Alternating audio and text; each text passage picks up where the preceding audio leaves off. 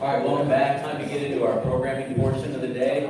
First of all, before we get into our national office update, just wanted to thank our programming committee real quick. Romana Doble-Watson from Columbia, South Carolina, Jesse Campbell from Cornerstone, Chris Berry at Tennessee Wesleyan, Andrew Herrick at Lawrence Tech, Andrew Tu, Southeastern, retired, Dale Long from Georgia Gwinnett, and Ty Stevenson, Indiana Tech, retired.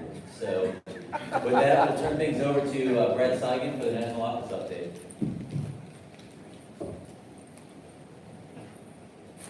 Thanks, Mike. So before we get started, we are very happy to have Jim Carr join us today. Jim is our president and CEO. Wanted to stop by and give you just a few thoughts while he's here and share some appreciation. So, Jim.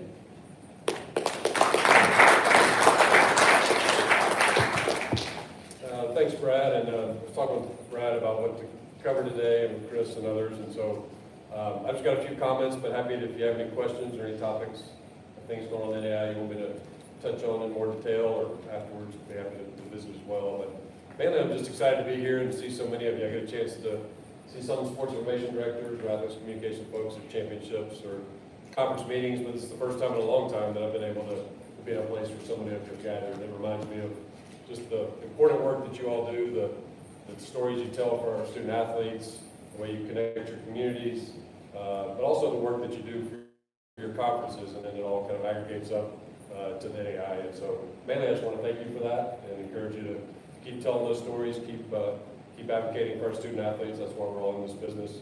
But also it helps us, so selfishly, the more you're telling the stories, the more NAIA schools are being recognized, the easier and the better it is for us to go out and recruit new members. We're having a chance to have a lot of conversations with D2 and D3 folks, and they're paying attention to what's going on in their geographic footprint, what might be happening in the conference they want to join. So again, we rely on all of you to make sure that they understand that it's great competition, that our student athletes are just as good, just as strong, worthy of support as those in D2 or D3. So thank you for all of that, and just encourage you to keep doing it.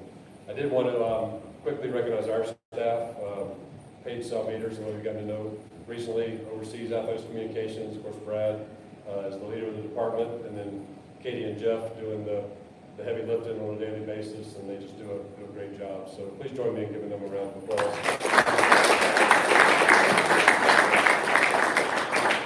And then one of the staff members here, Lynn Harmon, is our COO, and you probably, not many of you have gotten a chance to meet her, but I encourage you throughout the rest of the day, or if you see her in the hallways out there.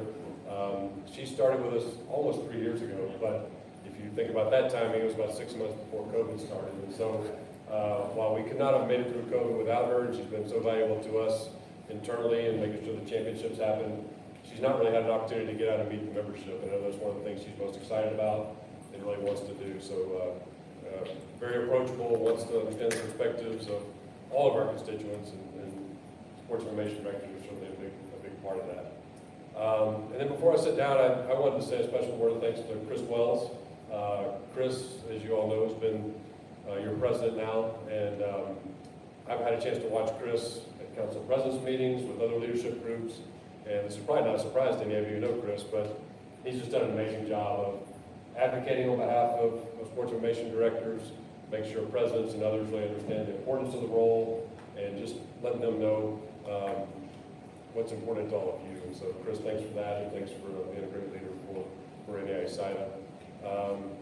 And then I was going to recognize Cindy Potter, but maybe she's getting me back because I missed her speech. I pierced her words, so she's not here. But I think it's a pretty damn big deal that she's been the president of COSIDA, and I think it's attributed in a kind of recognition of all of you and how important NAIA is to COSIDA.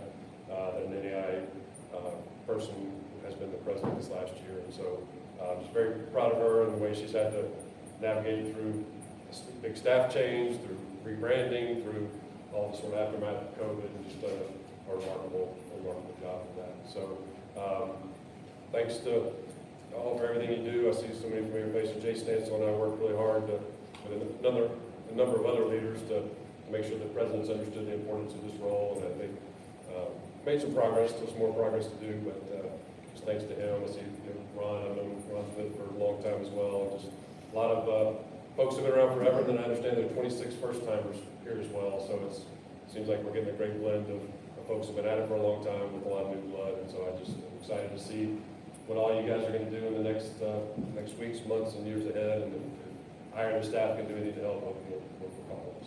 So I may pause just for a second, see if anybody has a question or any particular topic I'm going to touch on. I was joking with Chris. Anything but transgender, I'm happy to talk about it. We're forming a task force to get work on it. It's an important topic, but it's I don't know where it's going to go.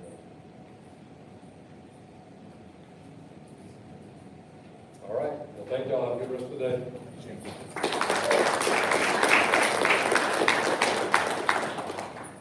Thank you, Jim.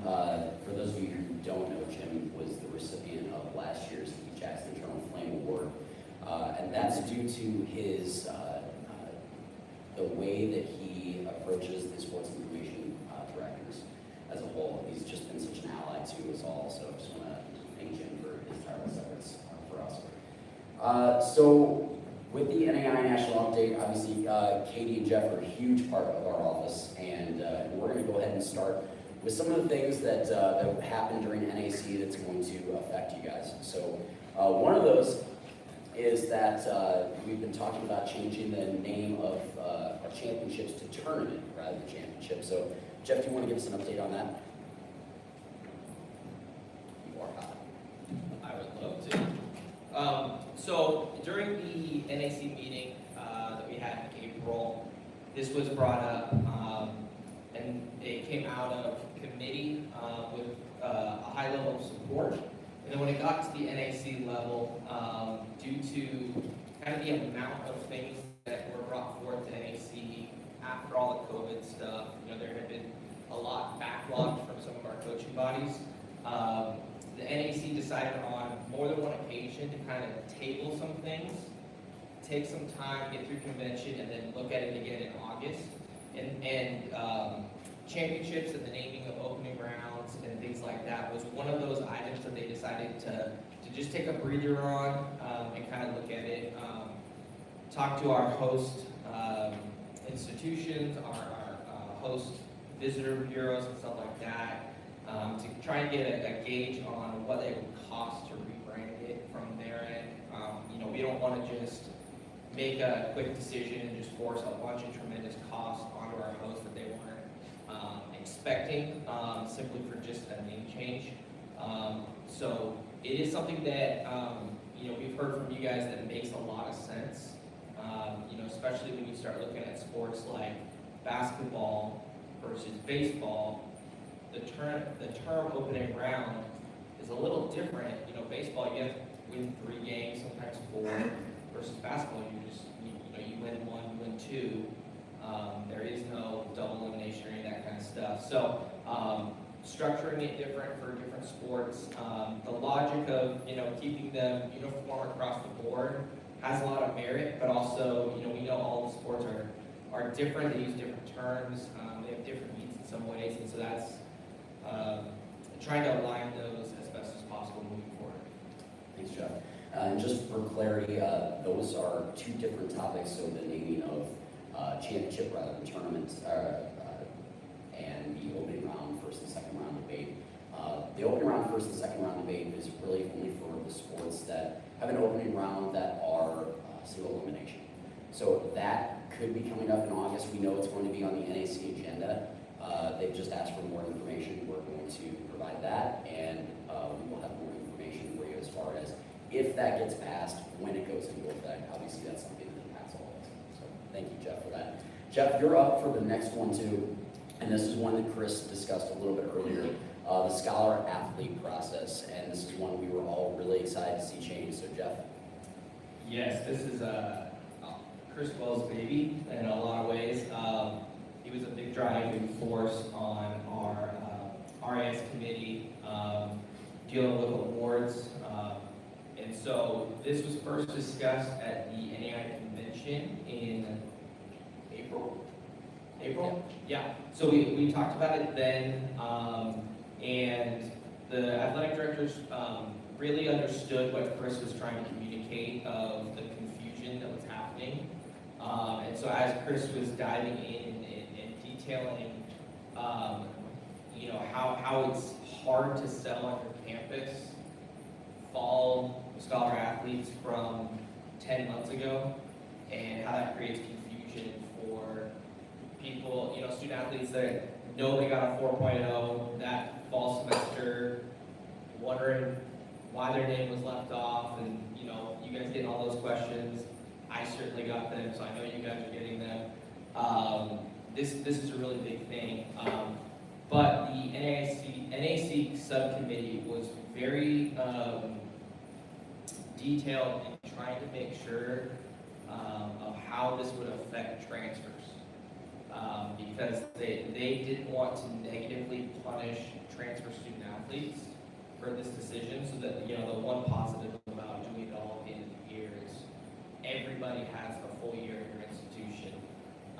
And then when it was all said and done, they realized that the benefits kind of outweighed the possible negative of a couple transfer student athletes in your spring sports not having enough terms of attendance to get there. So this being the 3-year sunsetting period that NAC aligns with, they passed moving scholar athletes back to seasonally, and so those dates are going to be September 30th in the fall, January 15th in the winter, and then August 1st in the spring. You guys do April 1st. April 1st. What I said? August. April, August. I was also going to say, we will email all this stuff out to you guys, so don't worry about writing all that stuff down. You'll get communications from us, both in the convention recap as well as on the new calendars that we pushed out, as well as the score updates and all that kind of stuff. One important piece of that is sophomores are now eligible for this award. So again, this goes back to, for those of you who were not here when 3 years ago, before this went into effect, these dates, basically, you're able to put this stuff in as soon as you want because it's based on last semester's grades.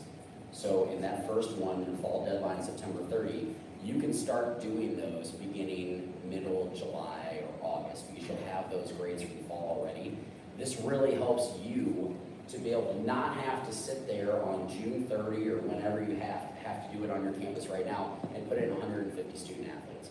You can do it as soon as those grades come in, and that'll be open for you. So it'll be a lot easier and a lot less hectic. So we're really happy about that. Yeah, Tom. How are we going to announce it? Are we going to announce it with each championship like we Yes. did before? Yeah, they will be announced with each championship. Okay.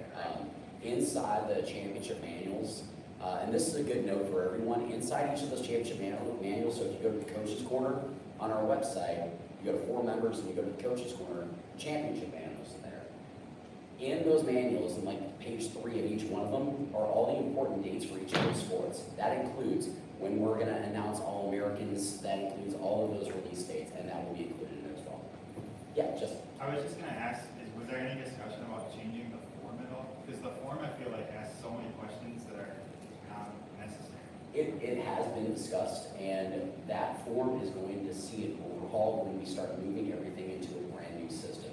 So as you guys know, SID Health is sunsetting. Part of the new system that the national office has been working on, Tony Bivey and his team with IT and Scott Harrell are moving into a new platform called Salesforce. And within Salesforce, that's where we're going to move that piece. It's going to be a lot easier.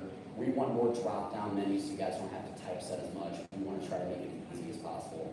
We have actually explored tying it into ECP, which has to do with eligibility. The problem is it's almost impossible. We've looked at it from every angle. We want to try to make it easy on you guys so you just have to check somebody and just put a checkbox in there and have to look at it. We're working on it. If you have any ideas on that, please tell me. Yeah, and we will absolutely look at it. I just know that like we use SID Help for our conference, track all academic, you just look at the first name and it drops down, and that's it. Oh, that's awesome. So, Okay. I know that's all the requirement is their junior, senior, and 3-5, so, Right. it's like asking for their major, their minor, their email address, everything else, it doesn't seem to make sense, but there's no way to not do that. Yeah, at this point, there's not, but it's coming in the next iteration, for sure. Sure, sounds good. Yeah, that's great. Yeah, Tom. What will criteria be for transfers to this board? Transfers will have to have been at your institution for a full year. Yeah, so that's, again, going back to Jeff's point, that's the only drawback there, is that they have to have been there for a full year. But doing it this way, we are including sophomores. Yeah, that's kind of the exchange. Yeah, And point of, please.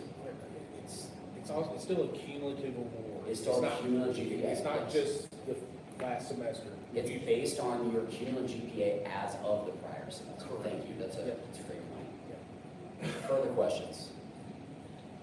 That's a big one, so I'm really excited about that. So again, like Chris said earlier, you're going to have the National Awards Day, you're gonna have all of them from last year come out, and then beginning this coming fall, we're gonna start announcing those during the season.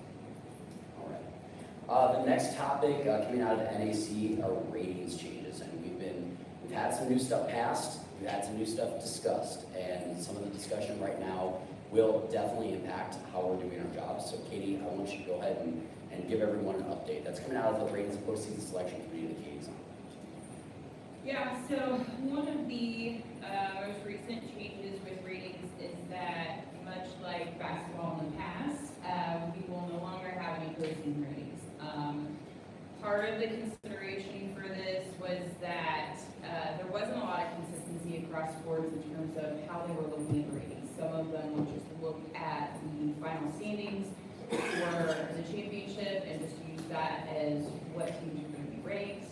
And some will look at the whole season. So trying to find consistency between raters within sports as well as across sports. And another reason that we kind of looked into this was that by the time coaches get done with the championship, they're checking out of the season. So the validity of those polls are not as great as what they are when they're in season.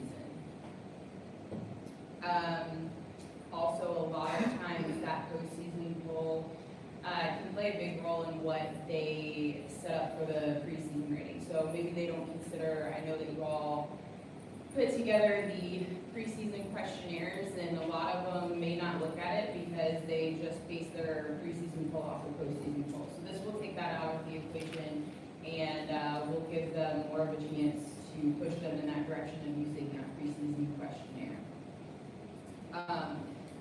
The other thing that is being looked at and explored within ratings is whether they stay attached to selection. As you know, most of our sports have moved to selection committees. The exploration within the ratings and postseason committee is whether those stay in that spot or if there's another avenue to be able to utilize those polls. So something to keep in mind as we move forward. I don't think anything will actually be implemented in that one for this coming year. So that one's much in advance of actually being implemented.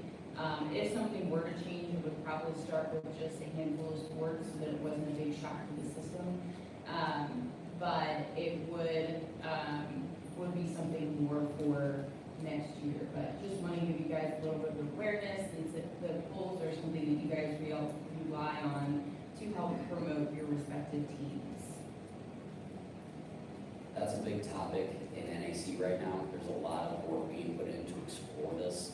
I want to make it clear that if ratings go away, it would not be the elimination of a poll for you to promote.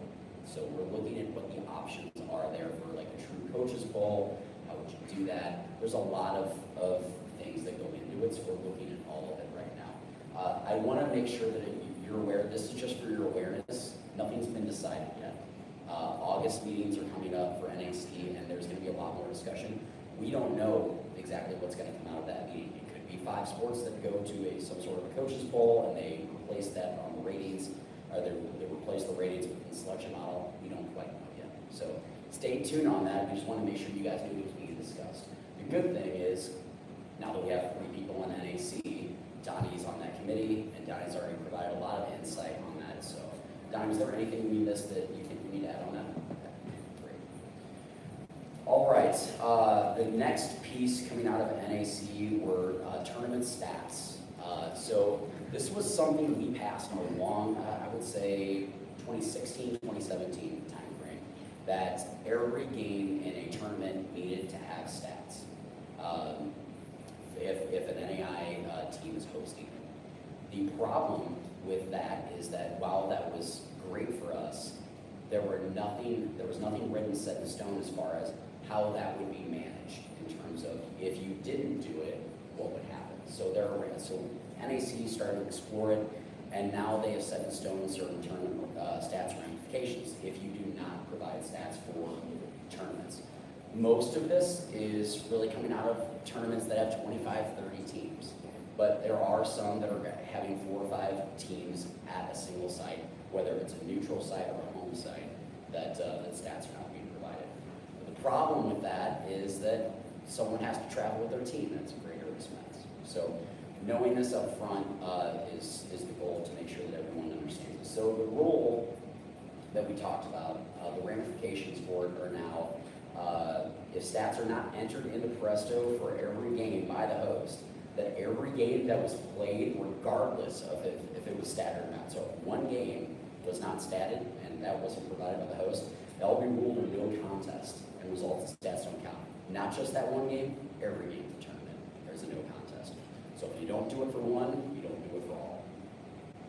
It's very important for you guys to understand this, and it's also important that our championships department effectively communicate this, and they are doing this right now with the coaches associations. We are diligently making sure that they understand this before they start scheduling tournaments and scheduling staffing for these. This is a big one. So it's a big win, I think, for this group. And for those of you who are hosting tournaments, I can see the fear in your eyes too, and I understand that. But what you should understand and take from this is that this is done to protect everybody in this room, and that's how NAC saw it. They want to make sure that the SIDs are protected, so if you go to a tournament, there's 30 teams there, then you don't have stats to promote your student athlete for Player of the Week, because stats won't take in. It'll take another week to get them in. So that is, I want to make sure you understood that. I have a feeling we're going to have some questions on this time. I know another situation is if 2 schools, and we kind of talked about this before, if 2 schools, let's just say Kaiser and Lord, come and decide to have a neutral site, but we're not at Cumberland, but we're not actually hosting a tournament, we're still not responsible for those stats, correct? That's how the rule is written. There's some gray area in that rule. So the rule, the original intent was if 2 schools are meeting in the middle and they're just using your field, it's not a tournament or multi-team competition. It's just 2 teams getting together and play. And for that, I don't think there's an expectation according to that rule. And Chris, you tell me if I'm wrong, but that the way I read it and the way it's always been interpreted is that is not part of this. Like I said, I just wanted clarification. No, that's a situation that we've I'll see talked, any that me and questions. you've talked about multiple times. Yeah. Further questions on this one? Yeah. What about events that schools aren't hosting? Let's play softball, baseball tournaments that are run by outside companies. Yeah, so for those, the NAI can't legislate on any outside third-party company. We can only legislate on what our schools do. So, for example, there's a softball tournament in Gulf Shores every year that Mobile is the host for. And I've spoken to David Haney, so this is not news to him or anything, but that we'll have to provide stats for that. And that may be talking to the SID saying, hey, are any of you planning on traveling? We do need to make sure all these games get staffed. So some of that may still happen, but at the end of the day, they're responsible for making sure it gets staffed. And that's what we want. Yeah. Any further questions? Yeah. I just want clarification. So you said, as long as we send the game file and it's covered and everything, just need to make sure it's you put it in your Presto, and that's it. Is there a deadline for when the files need to be uploaded? So that falls within current NAC policy in terms of when you have to have stats in. There's a 72-hour window that you have to do that. Now, think about people in your position also. If it's on a Saturday and you want to get it in time for Player of the Week, please do it. I'm just asking you, it's not written anywhere. I'm asking you, please take that into account. So, I send you. City Potter, sir, everyone. You need to set up and introduce yourself. We already did that. Cindy, would you like to introduce yourself? No, it's okay. Okay. Jim did mention you when he was talking, so. I'm sure, all good. All good. Okay. Any further questions on Jim consent? Yeah. Will there be anything outlined for each sport about what is expected for stats, like what types of stats for any given sport? Because I feel like saying stats have to be taken could mean for soccer shots and fouls, or it could mean shots, fouls, substitute. Like will there be guidelines? So the NCAA stats manual already has that in there. Okay, So so I would make sure, and that's actually a really good point. I'm glad you brought that up. So the NCAA stats manual is what we are governed by in terms of what stats need to be uploaded. And that really goes across every type of thing that we have with the NAIA in sports, is that we are governed by the NCAA manuals, the rules manual, with some exceptions. Sometimes the NAC does vote to make some rule modifications, but outside of that, yeah. Further questions? All right. The next piece is Player of the Week award. I just want to acknowledge that it was an issue this year. We were working with Presto to try to fix it. I just wanted to make sure you guys know that it was not lost on the national office, how hard you had to work to figure this out. And I will tell you, Katie, Jeff, and I were creating awards weekly. We could not just set it up at the beginning of the year. We had to do manual work the same as you guys did the entire year, but that doesn't mean that it's complete. So what we're working on with Presto is to have a simple award set up that no matter if you have a conference that's going to do a conference player of the week or not, that you can filter those winners all the way up, or if you're just nominating a single person, you can just nominate them for that award immediately. So we're working with them to try to figure that out. So bear with me a little bit. I'm gonna try to get this done as soon as humanly possible. I've made that priority number one with Presto in terms of the awards platform. We're gonna get there. I also have read the comments that were in the Presto town hall so far. Realize that there are some other things we need to fix. So we're gonna start looking at it, and we want to make change fast. I think our priority, and this will be the only thing I say about Presto today, because you guys have heard enough about Presto. But the important thing to note is that we hear what you're saying, we acknowledge it, and we don't want to run away from it. We want to try to fix it. And I think, and you heard Marilyn, this is the first time you guys have heard Marilyn say those types of things. She wants to fix things too. And I think we actually have a true partner in them if we can get this all figured out. So keep sending your comments and suggestions in. And once we have it figured out who's going to be liaison to the stats committee, we're going to start getting all that arranged. We're going to keep sending that stuff to Presto. We want to fix the product. We want to make it better. All right. SID help migration. I alluded to this a little bit ago. As Presto mentioned at the town hall, the NAI national SID help site is going away. We're sunsetting that. So that is happening in 2024. So the national site is still going to be operational. We've got a few things left we still have to move over. We've already moved the player of the week over. We've got some questionnaires we've got to move over. We've got postseason rosters we need to move over. So we're exploring all of that. We're trying to figure out what our options are. Do we want to do it in the Presto system, or do we want to do it in this new Salesforce system? So we're looking at all that, and as soon as we have those answers, we will get those to you, but nothing to worry about for this year. Everything is staying right where it is. One thing that we wanted to make sure we touched on is that the national office is going to go through a complete review of our credentialing process. Really won't affect you, it will affect media. We want to make sure that and before my time and up and through this year, we've never really had a specific process on how we determine what credentialed media should be. So we needed to make sure that we go into a deep dive into this, and that's what we're currently going to do this summer. I just want to make sure you guys saw that and you understood it. Obviously, there were some things that happened on social media in the spring, and you guys probably saw some of those comments that were made. Jeff was right in the middle of it in baseball. But at the end of the day, there is a real need for us to make sure that we are getting the right media there, and it's for the right reasons. And sometimes people don't meet that criteria. We want to make sure it's serious media, it's serious things in the press box. So just want to make sure I give you an update on that, and as we have more on that, I will get that to you. The final thing that I wanted to touch on is, and it's a question that I get a lot about historical stats migration from DAC stats. So currently DAC stats is still there. Everything's fine there. But we are currently migrating all of those stats to a new platform. We have a third party do it. It's not Presto.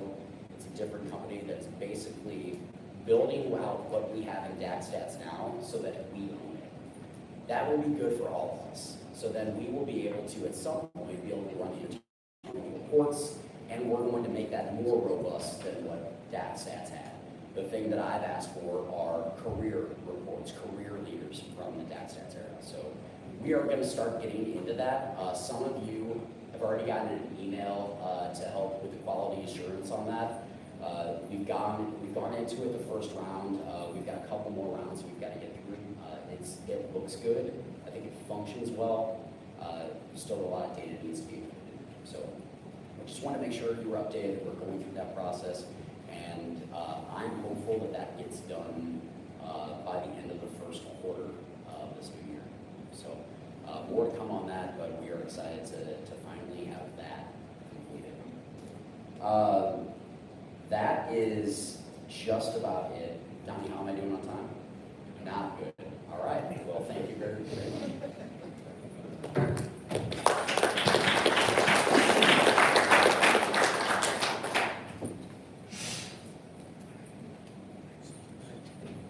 Brad, Katie, Jeff, thanks so much for all your work this season. Let's take a 5-minute break so we can get some technology reset, and we'll be back with the next panel.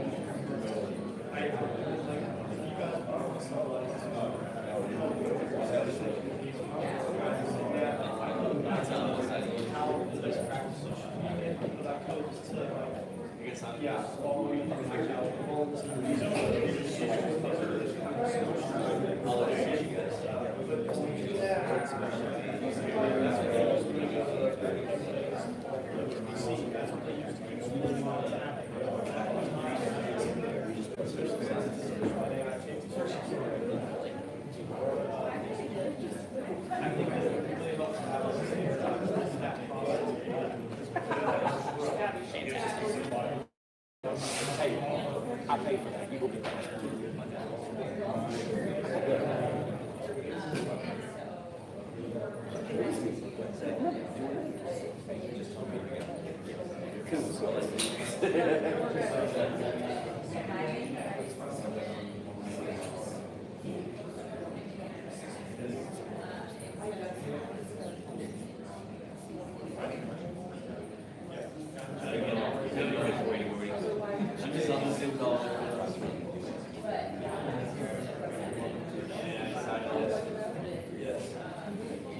Seth, can you hear us?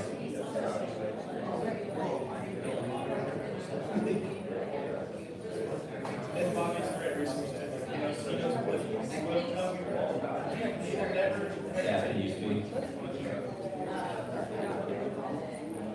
Stafford, just trying to talk. Again, please.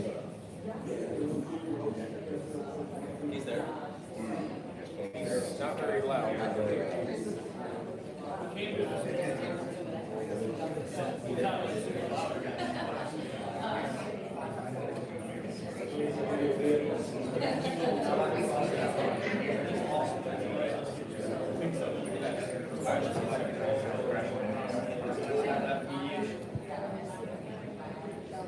Okay, we're going to get started on our next panel. Record keeping and history. We've got two of the experts in this field. First, live and in person with us is Ryan Ronkowitz from Lord's University, longtime Valparaiso SID, who once in 2004 credentialed a high school senior to cover a Duke Valparaiso game at the United Center. And Mike Safford joining us from Oregon Tech, the 2016 Ike Pearson winner and the former head coach of the Valley View Cubs. Guys, thanks so much for taking the time to talk about this. Ryan, let's start with you. Why is this important? Why is this an important topic for us? Well, I think that in this day and age, obviously everything, social media, everything, you know, you're looking for the newest and everything, but you're also looking at your past. And information that I have in my records and history, I utilize on an almost daily basis, whether you're looking to, you know, somebody setting a new record or, you know, it's your first All-American in school history. You've got that information, which can lead to more content material as you move forward. You know, it gives you more ideas for graphics. If, you know, somebody's got 300 assists, breaks a single game record. The more complex your record book is, the more options you have at your disposal moving forward on a daily basis. Seth, any thoughts? Why is this important? The biggest thing, and hopefully everybody can hear me. Hello, Las Vegas. Wish I could be there with you. But the big thing I think that's exciting about this topic is the fact that, you know, you look at a guy like me who's been in the business a quarter century. When I started in the business, this is what the business was all about. It was writing stories and keeping stats, and now it's moved to a completely different genre. And a lot of the young folks, they know just infographics and creating videos and GIFs. And we can't lose sight of the history of our programs. And for a lot of the schools, especially for the NAIA folks that are there, I'm not sure if we've had any NCAA spillovers into the meeting or not. But a lot of our schools are younger when it comes to their longevity. Yeah, there's some schools that have been around a long time, but there's a lot of schools who have athletic departments that have started sooner than later. And the ability to not lose sight of that history and to try to figure out how do we capture what's happened at our school the last 5 years, last 10 years, or when I was in college of Idaho, the last 100 years. And trying to figure out tips and tricks to be able to access that information, disseminate that information, and then put it in a place where you can keep it for all times, because, you know, 20 years from now, someone may be wanting that information. I think Ryan does a great job at Lord's at doing that, and I get to start all over again here at Oregon Tech, but hopefully we can come up with some ideas to help you guys out as you try to build your record books and your record keeping for the historical parts of your schools. You You guys both started projects like this from scratch. Ryan, let's start with you. When you got to Lord's, this was kind of a focus of yours. So for somebody who doesn't have anything, where should I start?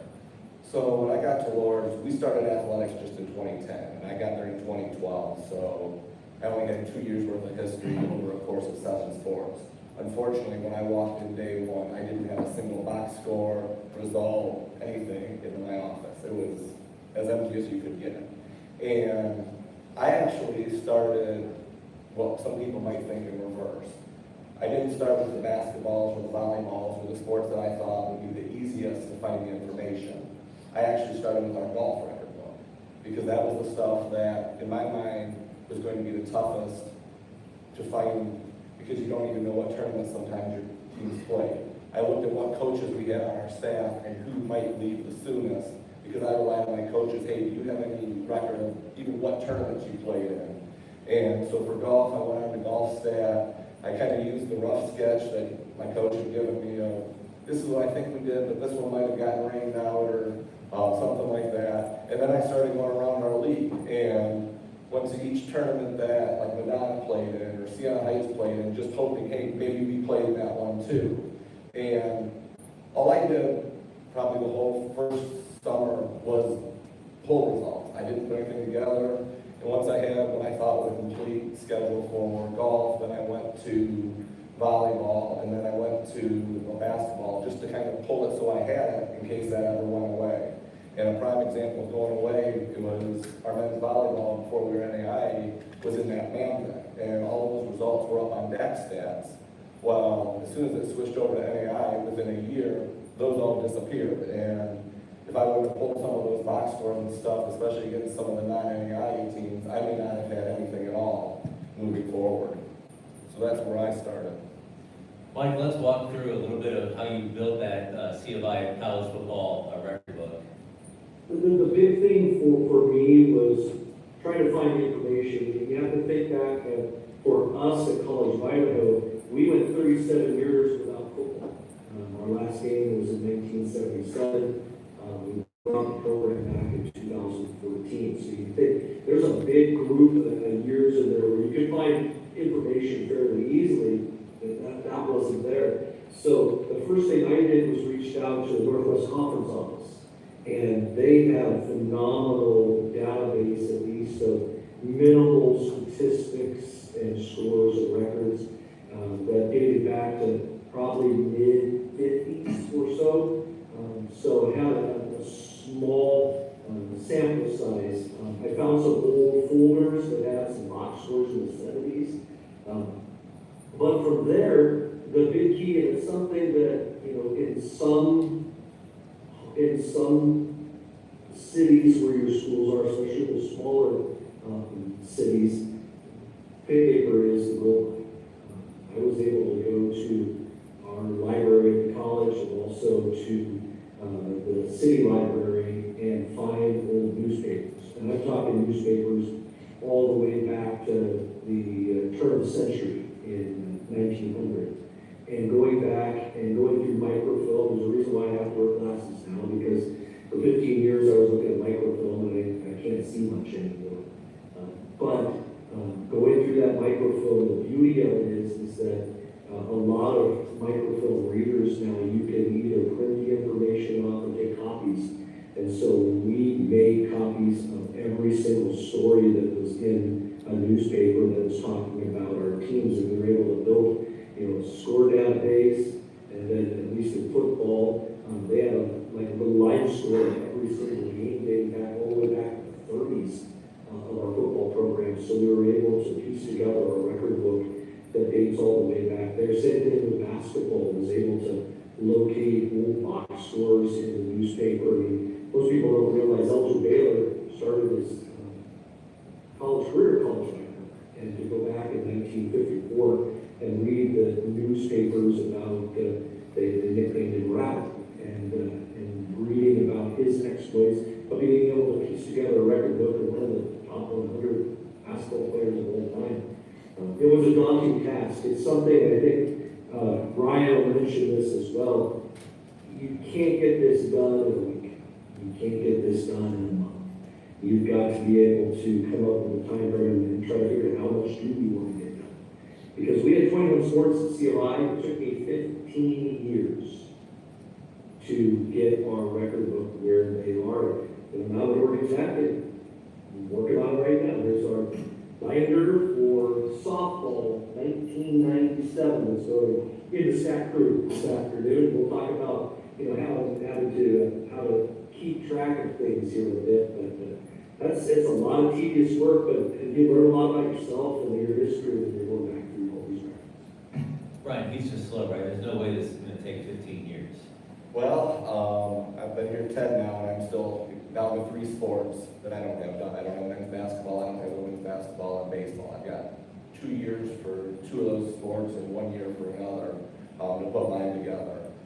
So yeah, it does take a lot of time, especially the more details you go into it. I mean, if you have a soccer record book and you only want goals, assists, points, okay, that's a little quicker. But I've got mine for single game records, single season records, career records, individual team, fastest goal scored, shortest span between 2 goals. So let's see, Donnie's bringing that up here. And I kind of go 5 deep in each single season and single match category, and I try to go 10 deep in my career stuff because that kind of gives me a basis for different things. Mike, I think you mentioned you're putting everything into Stat Crew. Are you just generating reports from there? Are you creating, we're showing right now, I don't think you can see it, but basically a PDF that Ryan created in InDesign? So, I go 2 different routes. I'm not great in Zoom, or else I would share my screen and show you all the stuff that we did at CLI. But if you have access to Stat Crew, it makes your life absolutely, it's beautiful. I have kept all of our files, at least at CLI, back in 2005 or so, and then manually input each year going backwards into the career editor. You can also update as you go through your books, the single game records, the single game team records, and then as you put in the season stuff, it'll automatically populate that as long as the names match up to your career book. And so once it's done, the beauty of it is that you upload your next year, hit a button, and all of a sudden your career, your season, your game records automatically update. But the difficult thing is as all of us have learned, that use Stat Crews, if they're going away in 2025, and I'm going to support that, and it's a 32-bit machine, so that makes it difficult. So I've been on crusade trying to talk with NCAA Live Stats. If you were on the town hall meeting with Presto a couple of weeks ago, I was very adamant about them trying to come up with some sort of career database, not just for the AI for the short time there, but to try and allow us to be able to input all of our stuff going back into yesteryear, because what I fear is that, 5, 6, 8 years from now, things like that are going to be obsolete. Now we're going to have to go to pencil and paper. To go along with what Ryan said, the other thing that we do is create PDFs and have everything in one space, because, I really focus on stats, but you've also got how many all-conference kids that you have, how many academic awards you have, how many All-Americans do you have, and you're trying to figure out how to have it in one spot where you can have all of that information, how many, what your finishes in the national tournament are. So there's a lot of great historical information out there, and you just slowly pick what sport you want to work on and get after it. I'll piggyback on what Mike was saying. I put everything in the Stat Crew as well, and I literally took every box score, and that's why I'm not done with basketball and baseball yet. I have literally recreated every box score in the Stat Crew, including opponents' rosters and everything, because then I could upload those on my website as well with the game schedules and stuff, so that you have a complete historical record. And those are what takes time. I mean, if you want to double check everything, and then I'll spend a half a day and I might get 4 or 5 games, done, so that everything matches and everything. We have time for a couple of questions from the audience. If anybody has one, we have a microphone in the center of the room. Okay, I'll go. I'm sorry, Romanda? I'm just gonna call from here, from here. So you started with golf, was it because it was the newest sport? Is that why you started with golf? Because I mean, we just. I started with golf because I thought that was going to be the most difficult results to find. Okay. I also, if we hadn't started that at that point, I would have gone with a track or a cross country. So some of the, you don't want to say obscure sports, but more obscure sports, the sports that we have trouble, even as SIDs now, sometimes finding results on a weekend. You know, bowling, for example, or something. I would go with those first only because you don't have to put a record book together, just to make sure you have the information. I mean, basketball, everybody in here's got basketball, so if I have to call you because we played your game in 2010, more than likely you're more likely to have that than you would be a golf tournament we played at your place back then, before we were all there. So Brian, this is really what I've used. So at Lindsey Wilson, I kind of do the same thing, it doesn't take years. But there are games or segments of seasons that are missing.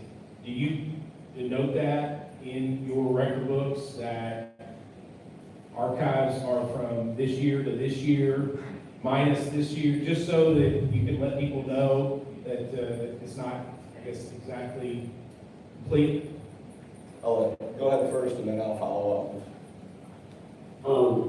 Chris said that's definitely the case. At CLI, I was missing 1956 and 1957 basketball seasons, but I had everything from 1947 to now. And so it says there, that you're missing these couple of years that are in there, which is unfortunate, but the neat part about it all, and it's something that I was going to close with, and I'll mention it right now, is the fact that the more names that you can get out there in terms of your alumni base, and be able to sit there and say, hey, here's the record book, and somebody goes on your website and sees their name, all of a sudden it gives more engagement for them to be a part of your department, those teams. Who knows, maybe because of the age that they are, maybe they're a little bit of money and want to have some philanthropic things within your school. For us at CLI, we did that with Elton Baylor, and before he passed away, he's a big, him and his trust, a big part of our men's basketball program. We had a football player who is high up in the Albertson Foundation, and found out that he had 1,000 yards rushing in his career, and all of a sudden he's a $1,000 check. So little things like that are huge. You don't realize, just by getting a name on the website, someone's going to show their kid. Maybe it's going to help your school with enrollment in terms of, hey, they might not have thought about your school in that regard. And because you did some legwork and you got an extra student, it's a lot more money for your school and potentially for your department. All right, we have time for one more. Yeah, so at Menlo College, we're going through a record book redesign now and are implementing for the first time single game records into our record books. But I'm coming across, I'm working on soccer right now, sections where we'll have 27 to 35 players tied with 2 or 3 assists in a game. So what would your suggestion be when getting to that? Obviously you can't, or we haven't thought in the past to list out all 26 names. Is that something that you just put the 26 tied? Is it worth mentioning with a statistic that many people hold? Or what suggestions would you have when you have a statistic that so many people have reached throughout their careers at one point? Donnie, do you still have the soccer record book up of ours? Because that's a good example, especially like in games played and stuff like that.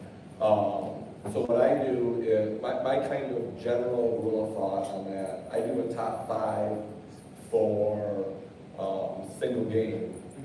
So I'll list them out if it goes down to 10. And if they're tied for 5th and up to 10. After that, like for example with goals, I just put in there 18 players tied with 2. Because I'm not going to list all 18 of those names. But if you got 5 or 6 of them, that's kind of why I use the 10 as a cutoff. Can I just add, I would suggest adding the last time it happened. And that's something that I do that in my game notes all the time, is making sure that you mention when the last time something like that happened. And the amount that you have on that list also is probably predicated on how thorough your list is. If you've got a program that's 10 years old, well, you're probably gonna have a lot of, 2s and 1s that could be in that mix, and you'll have a big number, 37 tied with. If you have 100 years in there and you go 10 deep, it's only going to be, the first few, so you can make that list a little bit longer. So the other thing to do is if you want, you set minimums and you only go to that point of minimum. If you're using Stacker, it makes it really simple because you can set a minimum for every single category that you have and it'll automatically generate that. Yeah, and going along with those minimums, so like in the soccer, if you look at like in the single season, I've got, like for goalie records, I've got a minimum for minutes played, and if they didn't play that, then they're not gonna show up for save percentage or goal against average. So for some of those categories, I may not go 10 deep, there may only be 3 or 4 qualifiers, and then I'll put usually a note afterwards, only qualifiers at this time or something like that. Mike, Ryan, thanks so much for your insights on this. We're out of time on this panel. Thanks for your time in doing this. Before you go, I want to make sure to tell Rich, Cindy, and Matt, congratulations on joining our fraternity with the Ike. And I swear someday I'm going to be back there with you guys so we can celebrate. Thanks, Mike. Our next panel will start at 3:30. Thanks, Dad. Take care. Thanks, guys. You got it.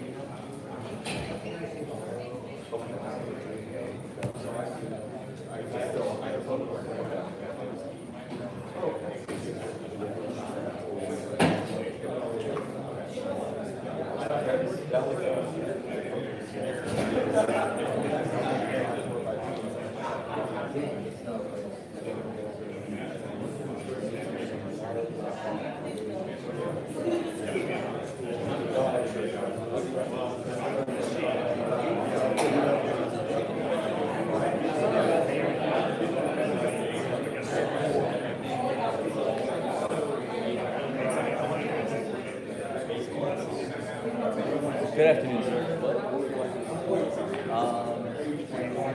You three all want to sit there? Someone wants to come to the podium? You guys want to share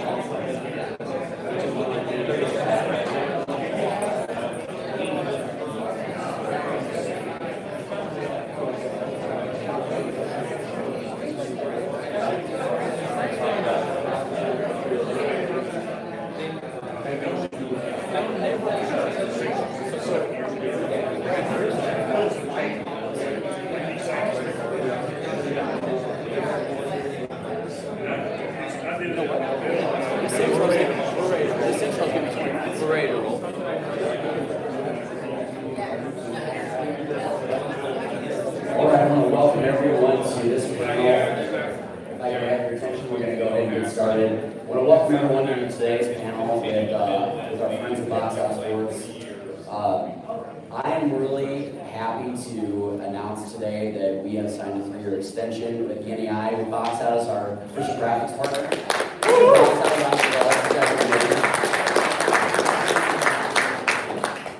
One of the leaders in college sports graphics, and we are so proud to have a team here that really understands the NAIA, made up of former NAIA student athletes, many of them. So Robbie, thank you for everything you've done for us. Want to go ahead and introduce our panel real quick. Robbie Lightfoot and Jeff Myers, who many of you already know from Box Out. Sam Holcomb is the student athlete representative from the NAIA who sits on the panel. Sam's a 5-year starter at second base for Southeastern softball. She set the program record for games played, hits, and at-bats. All-time leader in most pitching categories with a 1-2-3 inning against Trinity Baptist. I heard that was a barn burner. That was a really big one. And 2 years as an SID grad assistant in the Southeastern Sports Information Office and the voice of Fire Softball. Sam, thank you for joining us. We appreciate it. And you guys are going to talk about Media Day, so I'm going to let you go ahead and have at it. Yeah, so thanks so much, Brad. I appreciate that. Yeah, we're excited too about the partnership with the NAIA, and hopefully you'll see a lot more great graphics coming from the association when it comes to a lot of that good stuff. So I know we're going to talk about the whole aspect of what Media Day is and how you can actually make it fun for your student athletes, but also how you can kind of turn Media Day into some great tools and resources that you guys can use throughout the course of the entire year. When it comes to Box Out in general, we don't really want to reinvent Photoshop or try to allow you guys to move things around. We actually want to make your jobs a lot easier by allowing you guys the opportunity to delegate this. And really, Box Out is 3 different pillars. One is speed, the other one is branding, and then the third one is delegation. So that way you guys can really go out to your coaches, assistant coaches, GAs, student workers, and really empower them to create graphics. As I said at one of the EastCom conventions in Baltimore, is that you guys don't have time to create 400 different student athlete birthdays graphics. So let's empower the coaches or the GAs to make sure that that's a responsibility for them. And that way, for your guys' mental health, you guys can actually just make the graphic and then go home at night for like score updates and that kind of stuff. So that's what really we try to focus on. And really what we try to do is make sure that we can hire the best creatives in the business. So that way when we create stuff, you guys are having it immediately. One of the coolest things that we've done, we've actually partnered with the former head of the NBA to create 16 different templates for us. We've also partnered with the head of the Indianapolis Colts and then some MLS soccer teams. So that way when we produce this stuff given to us by our creatives here, you guys have that tool, you guys can use that in real time. And the biggest thing about Box Out is that when we create templates, we actually do it in 3 different sets. So we actually have a landscape version, an Instagram panel, and then a story panel. So when you create your graphics on the left-hand side, you actually don't have to duplicate or sometimes triple that workflow. You guys can just make the different edits that you want on the left-hand side, and then when you click Update Preview, it spits it out in 3 different sizes. So that's really the kind of cool thing that we offer, as well as like an opponent database that pulls all this data for you in real time, so that way you never really have to be worried about adding all that stuff on your side. So even little things like when it comes to changing a photo or anything that you want to do, you can come in here and then type in COSIDA, and all the COSIDA badges are there. So that way, if you guys are using anything from Academical America, those resources are there for you. If it is Under Armour or Nike, you can kind of utilize it there. But one of the cool things is our motion graphics, and I always use Southeastern as a really cool example, leading into like the Media Day side of things, where they can come in and they have a lot of fun with it to kind of make this really cool and unique. So I always say, when you're using anything, if you guys don't have a resource like a camera or a video camera that's of high quality, we'll kind of have one kind of in our back pocket that we can kind of use when it comes to video. And one of the things I always say is, make slow motion your friend. Everything looks cooler in slow motion, so you can have student athletes stand up there, and I'm sure you can attest to it, how it makes it really fun for a student athlete to be the person behind the camera. So you can give this to a student athlete and have them actually record a lot of the content that can be created and almost be the camera behind the camera. So that when you guys are creating the content, you can actually have a student athlete kind of almost in the shoes of that. So for prospective student athletes, it goes a long way. But for tips and tricks, one of the coolest things for our team is that Jeff is actually one of the lead photographers at the University of Notre Dame. And so he has some kind of cool, fun things that I would like to pass it to him so he can kind of share with you on what they kind of do with Notre Dame recruiting when Notre Dame football players are coming and how they can kind of make that a little bit more enjoyable. All right, well, thanks everybody for being here, and thanks for letting us talk about Box Out for a minute. Just from a media day perspective, I mean, obviously there's two ways to look at it. There's the day where you get your team together and try to get as much content as you can get for your needs throughout the year, and then there's the day where you might, bring the local press in and let them do a car wash. And you can usually do those kind of on the same day. It's always kind of fun when we've done it in the past with occasionally with our women's basketball team. We'll have our production day end with our team photo and allow the media to come down for that last bit and catch that team photo and then grab them for interviews right after that. It's kind of a fun way to tag team the two of those things that are together. But in terms of media days and production days is what we would technically call them. It's funny to remember our days when Robbie and I went to Bethel College, NAIA D2 school, or I guess for basketball D2. That doesn't exist anymore, does it? Nope. Sorry, it's just one division now. Yeah, we were doing basketball production days. We were hanging construction lights off of the volleyball judges' net and burned a kid once or twice. So it's nice, Great footage though. Great footage, excellent footage. They make lights that don't burn quite so hot anymore. So. But yeah, there's lots of ways, and I'm happy to give you some tips, or I can just field some questions on what might make it easier for setting it up. And I know you've got a lot of experience with it as well. Great ways to, on a budget, you can set up a couple of different stations, honestly. One thing that's always a great resource, wherever in your building has a your school mark, that's going to be a great spot for one set of video, one set of photos. Wherever their locker room is, or their locker specifically, or the cleanest one that you can find in your building, usually. It's a great spot to set that up, and then wherever they come out of their locker room, that's three great spots to grab different sets of content, different sets of video, different sets of photos that you can use for social and print resources throughout the year. So you don't have to have a multi-million-dollar studio on campus to put out some really cool stuff. I can talk you through a little bit about setting that stuff up, but I also don't want to talk forever, so I'll let you share a little bit about your experience with doing it. Awesome. So like Brad mentioned, my name is Samantha. I am a student athlete rep for the NAIA, played softball for 5 years at Southeastern. So I'm just going to talk a little bit about my experience with media days. It honestly was a day that we always looked forward to, me and my team, strictly probably because of the creative freedom that we're allowed. I think it's a great space to be able to get to know your athletes outside of the field or court. We've talked a lot about that over the last couple of days of getting to know your student athletes outside of their role on the field. So I think that 1 hour that you have with them behind the camera, giving them the creative freedom to just be themselves and to show their personalities a little bit more, I think you're able to get to know your student athlete in that 1 hour probably more than you would be able to than just watching them on the field perform. So like this year, we had some men's tennis players come in with Harry Potter cloaks and pulling their tennis rackets out and using that as wands. So it's just really cool to be able to express our personalities, show that we are people outside of our sports. I think with the mental health initiative that has been pushed so much over the last couple of years, I think it's so important to cultivate a space that allows the student to remember that they have an identity outside of their sport. They are a person outside of their sport. So I think Media Day can be a huge outlet to do that, making the space fun any way you can, and just allowing the athlete to be who they are and get to know their personality, I think is a great opportunity. What did you bring? What was because I would think it's great. Like, I love when you see people, like, you'll see preparation for like New Year's Day or something. You'll have like whatever it is, like you'll have like the party hats or something, and they're proactively taking photos. And then when there is like it is New Year's, they'll have a post with student athletes from that specific team. Right. Was there something you brought? I never brought anything. No.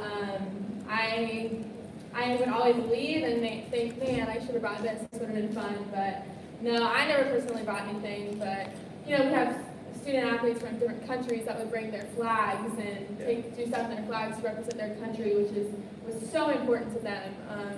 So I think that I never had to bring anything. I thought of stuff afterwards, but Yeah, and I know like with Notre Dame, they actually have like a prop box, which I always think kind of fun. It's like the most random thing, and sometimes you can say, let's see what these student athletes gravitate toward, and it just grabs like the giant glasses or like a thick foam, like whatever it is, like a cowboy hat or something. It's been interesting. So my wife is the cheer coach at Notre Dame, so her team gets a little longer photo shoot than everybody else. But her prop box this year had, it's like National Cookie Day and National Donut Day and like all these holidays I didn't know existed, but there was a lot of perishable items in her prop box for the photo shoot this year. Yeah. But yeah, I mean, it's a great way for her, especially, some teams that don't get as much content as others that are filmed on a regular basis, it's just a nice way to have some content to put out there pretty frequently, especially throughout the summer when there's not as much going on. I mean, it was Donut Day last week, and she had a graphic with kids smashing some donuts in their face, which was great. Another big thing that we've started to add, at least at Notre Dame in the last few years, is allowing kids to do a set in their uniforms, but also a set in their own clothes. It's not, allowing them to kind of express themselves outside of their university roles and university apparel. And, it was a little tricky to get them to understand. A lot of the kids, when we told them wear whatever you want, like showed up in their issue gear. So not what we were going for, but, some of those guys, that's all they ever wear, so it kind of made sense. But allowing them to come in whatever they, whatever they would prefer to wear, and if they wanted, we had a kid who traveled with a giant stuffed minion everywhere that he went, so he brought that with him. And, some of our soccer players, our women's soccer players have a dog in their dorm, so they brought their dog. Or some of our cheerleaders' moms brought their dog from home, so they could get their pictures with their dog and stuff like that. So that, there's lots of little opportunities for content that go a long way with the student athlete, but also, are great sources of content for your team as well. So Jeff, did you actually all these you shot some of these, I'm pulling up examples, that's just on a solid white background, or is that like a gray? What did you shoot some of these on? So these are solid white backdrops. We have a room for not terribly expensive. You can buy these pins that'll hang these rolls of paper on the wall, and they'll stay there all year. So we have a room that's got a sheet of white paper, a sheet of green, and a sheet of University of Notre Dame Navy, and then gray as well, because sometimes for production stuff for networks, they prefer stuff to be shot on gray. It's a little easier to cut out photos on gray as opposed to green or white. Run into some issues there sometimes. So keep some stuff on the wall for occasions just like that. Yeah. One of the things that I was that Notre Dame does is that when they were always, people are asking about cutouts, do I have to cut out a player? Well, we try to make the graphics in box out so you don't have to do an additional step. So when they shoot these, they can use them, in box out without really having to cut any of these out. So this is a great looking graphic, and they didn't really even spend anything. They just took the photo that Jeff took and then applied it to a box out graphic where you can see in any really format from story, Instagram, and landscape. It looks really engaging. So, and you can of course change all these different styles and things, but at the same time there's all these templates that we don't want to have you go through a media day that makes more work for you. We actually want you to create and design some of these and maybe even think a little deeper when it comes to these media days and how you can make your workflow even easier to how can that graphic be applied to a box out template or any graphic in general to make your guys' life a lot easier. So try not to overthink it sometimes. Sometimes it's just simple. I even brought up Southeastern because they do such a fun day with their video stuff, and you can have and have all these different videos of individuals just having so much fun. And then when it comes down to a graphic, if that is a conference All-American, or if that's just a conference player of the week or NAIA player of the week, you can quickly have something in there that can be used. So, is there anything else you want to add so far with everything? Is there any questions anybody has so far, or for anything, from box out to media days to anything in between? We'd be happy to help, or even if there's ideas and concepts you guys are thinking about. So feel free to open up the floor. We can answer as many as you have.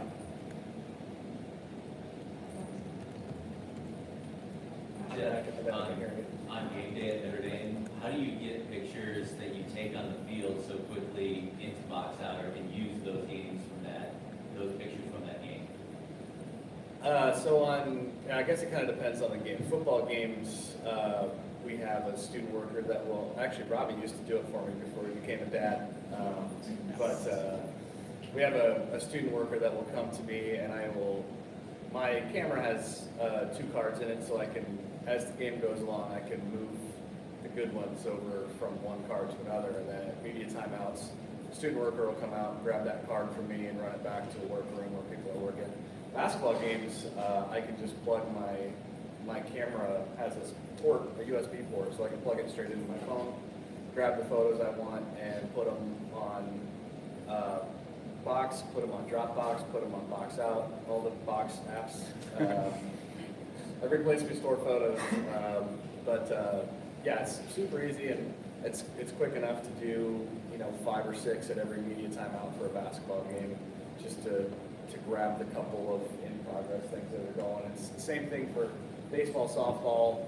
I always do, every time we're in the field, the 3rd inning, I'll run up back into the tunnel where I can get some Wi-Fi, toss up, at least our starting pitcher, our starting battery, like a couple of batters, and the coach's handshake, just to make sure that stuff gets up there.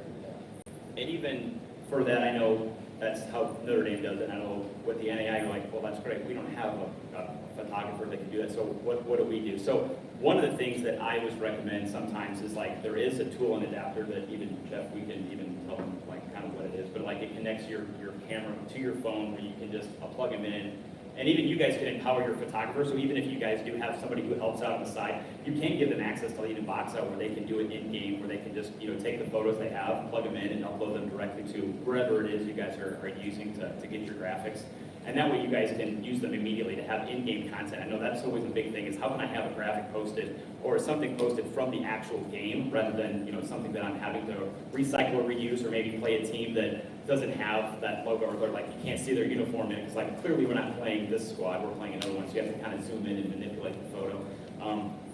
The other thing is just taking your phone out again and just like snapping a couple pictures, even at the scores table, or it could be a coach right behind the bench, and then using that right there and then uploading it into Box Out. So you at least have something that's original from the game. I think it goes a long way, but it also helps when you don't have that resource, that it's a photographer that's at the beck and call that can upload content in real time. Sometimes you can empower them by giving them access to Box Out, and sometimes you can just take a couple of photos yourself and knock it out too. So that's a good question. I don't know if that helps, Donnie, when it comes to that. So for like a media day, what would you recommend as like a basic kind of setup, like lighting, all that stuff, especially for some people that might not have a photography? So our question was, for a basic media day, what would be like a great standard setup, at least for on like a cheaper side of things? Yeah. So there's some great, and during the next question, I'll pull it up and put it up on the screen here. There's some great sets of, so I use strobe lights that flash, that connect to my camera. You can get some really good constant lights that are good for photos and for videos, and they go on sale on Amazon for about $100. It seems like every 2 or 3 weeks I'll catch it on the lightning deals. They're usually great, and 2 lights is generally all you need. I love to, especially in a locker room, you put one, at a 45-degree angle, kind of down towards their face, always a little bit above their head, and then one same on the opposite side of them, kind of behind their head, so you kind of catch their hair a little bit. If you can do that and have them sit on a stool in front of their locker, and catch a photo of that, but also get an iPhone or get something stable and just kind of push a camera towards them in slow motion while they're just kind of sitting there, and either have them kind of fold their arms and lean forward, or dribbling a ball between their legs, or having somebody snap a baseball into their mitt, stuff like that. It's easy content, it doesn't involve a ton of money, and it's usually easily done with a less than $100 light setup. You can even do it, I've seen guys do it with the Ryobi 18-volt work lights that you can get at Home Depot. They're pretty cheap. And yeah, you can do that with your iPhone. That's super easy. That would be my suggestion. Other thing I would say is to save yourself some time if you have a lot of teams you have to do, get a bunch of blank sheets of paper and have your student athletes write their name out, like legibly, so that way you could have maybe a student worker go through and label everything, but also have them sign their autograph on there. So that way later in the season, if that student athlete becomes like conference player of the week or an All-American, you can go through, scan that signature, make a really cool graphic with that signature scanned on top of their photo. It's just it's a time saver for you to get their photos in, but also a neat little extra thing that you can have. And then when they're famous 15 years later, you can sell that autograph. I would never. Oh yeah, there's a great app called Adobe Capture. It's free, and I think it's got some other features if you're a paying Adobe customer for everything else. But they have a feature on here. Sorry, I haven't signed in a little bit. But you can take a photo of anything, and it'll turn it into a vector graphic for you. So if you have a white piece of paper with a black signature on it, you can just snap a picture of it with your phone and turn it into a vector, and then it'll save it in your Adobe library forever. So you'll have that person's autograph. I use it a lot when I'm just like walking around campus and I see, like an interesting fence post pattern. It's like, yeah, that's kind of iconic to campus. I'm just going to snap that and save it, and it just becomes a pattern for the bottom of the graphic. And it's easy to save it to your library and keep it forever. It's a handy little tool. I was just gonna ask.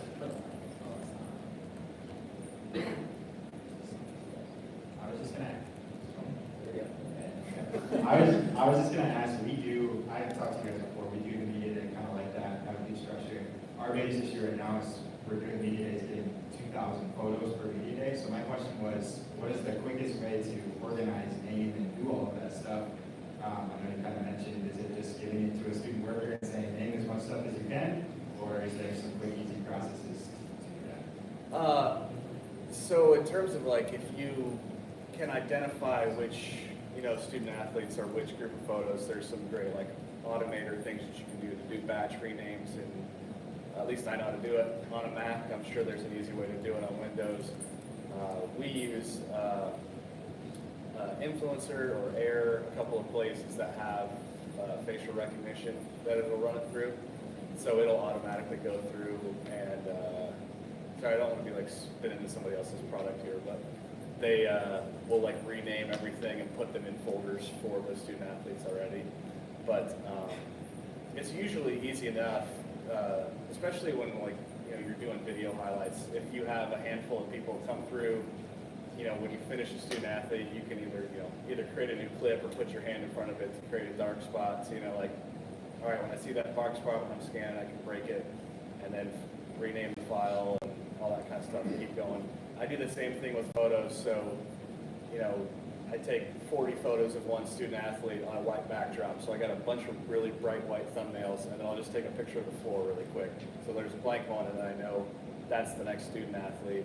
And usually that first photo, I'll have them hold that name card, so I'll know that's what I'm renaming, and I'll grab the next, 40 files, do a batch rename on all that stuff. And if I could help you like walk through the batch renaming, if that's at all helpful, or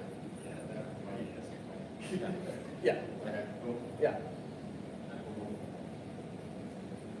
I was just curious, if you had any video templates that could be long enough for like highlight videos, or because we were looking at the top 5 plays, do you have any type of graphics that are long lasting duration? And if you do, are they able to be included in packages?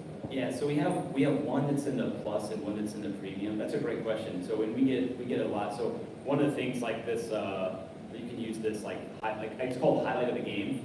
And really the nice thing about this is it's built responsive to be whatever length you want it to be. Because sometimes, for VoxUp, since it is about speed, we want to make sure you can post it fast. And we don't want to be like Adobe Premiere, we're taking like 10 minutes to render something out because you have all these things. So one of the things, if you have, the extra time to create a graphic in there, is that when you want to piece together and put additional text on top of this, you could easily say, top 10 on this, and it can be as long as you want. Just know that the longer you upload, your video file, or the longer you upload, it's just going to take longer to render out because it's adding the fun text and animations on top of it. But then we try to even sandwich it so that it actually looks like it's going to be nice when it repeats itself, so that way you can have an opening kind of text.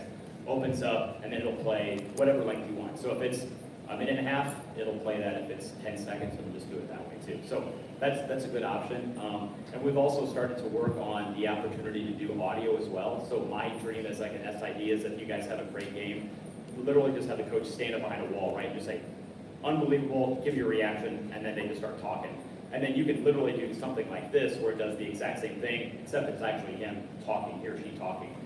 And that way it's just another resource for you guys to have some cool behind-the-scenes content as soon as the game was over. So that's what we're going to work on and do that. So the only tricky thing is sometimes when you have video and music, sometimes Twitter is like, well, hang on, you guys can't use that. So that's why we try to be careful. But that's the next goal for us to have as a feature. Great question. Since we are a little tight on time in our sessions, I would encourage you, if you have additional questions for any of these, just reach out to the presenters. Usually we hire personable people to do these. These would be included in those. Robbie, Jeff, Sam, thank you so much for your time in doing this. Next session will be at 4 o'clock in here.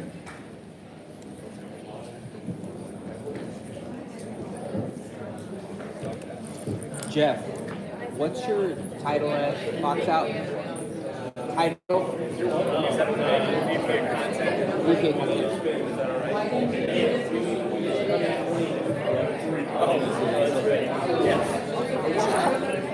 Taking on power. Hey, Drew. How you doing?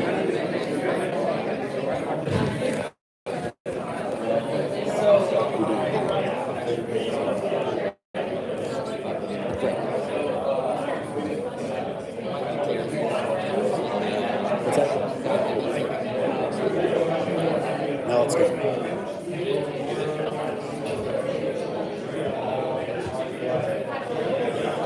The more notes, the better. That's good for us anyway, but like the recap can be relatively short, 5-6 paragraphs.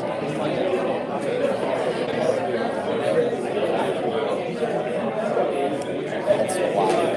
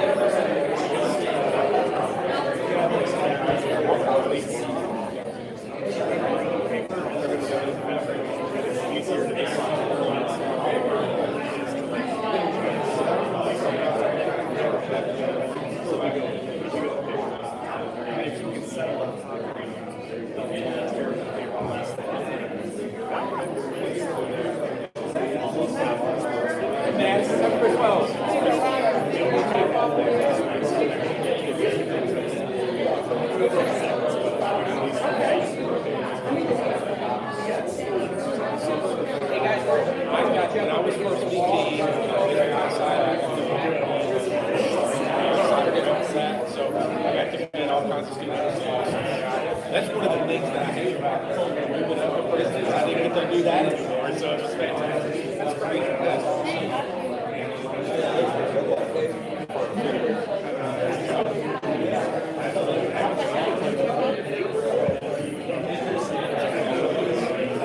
Thank you so much for coming. This is Donna Smith.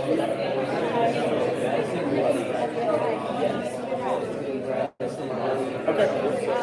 We are going to do something at the very end.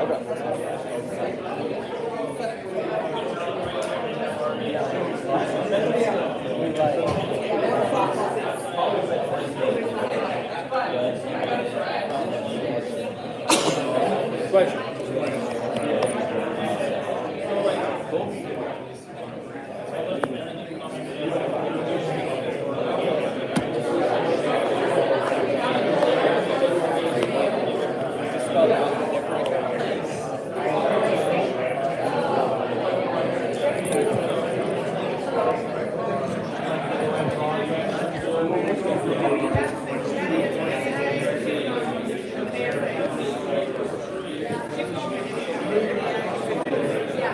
I'm 40, by the way, since we've been sitting next to each other. So, yeah, I've obviously got a lot of your emails and that kind of stuff.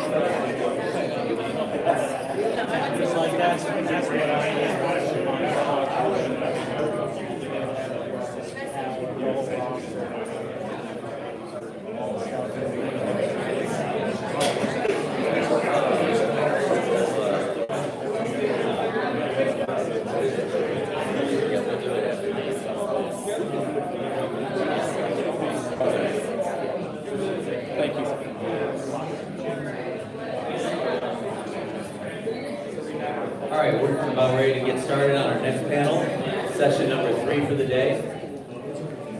Talking about mental health. Joining us for this one is Amanda Noble Watson, who again will be receiving her 25-year award tomorrow. She's the SID at Columbia, South Carolina.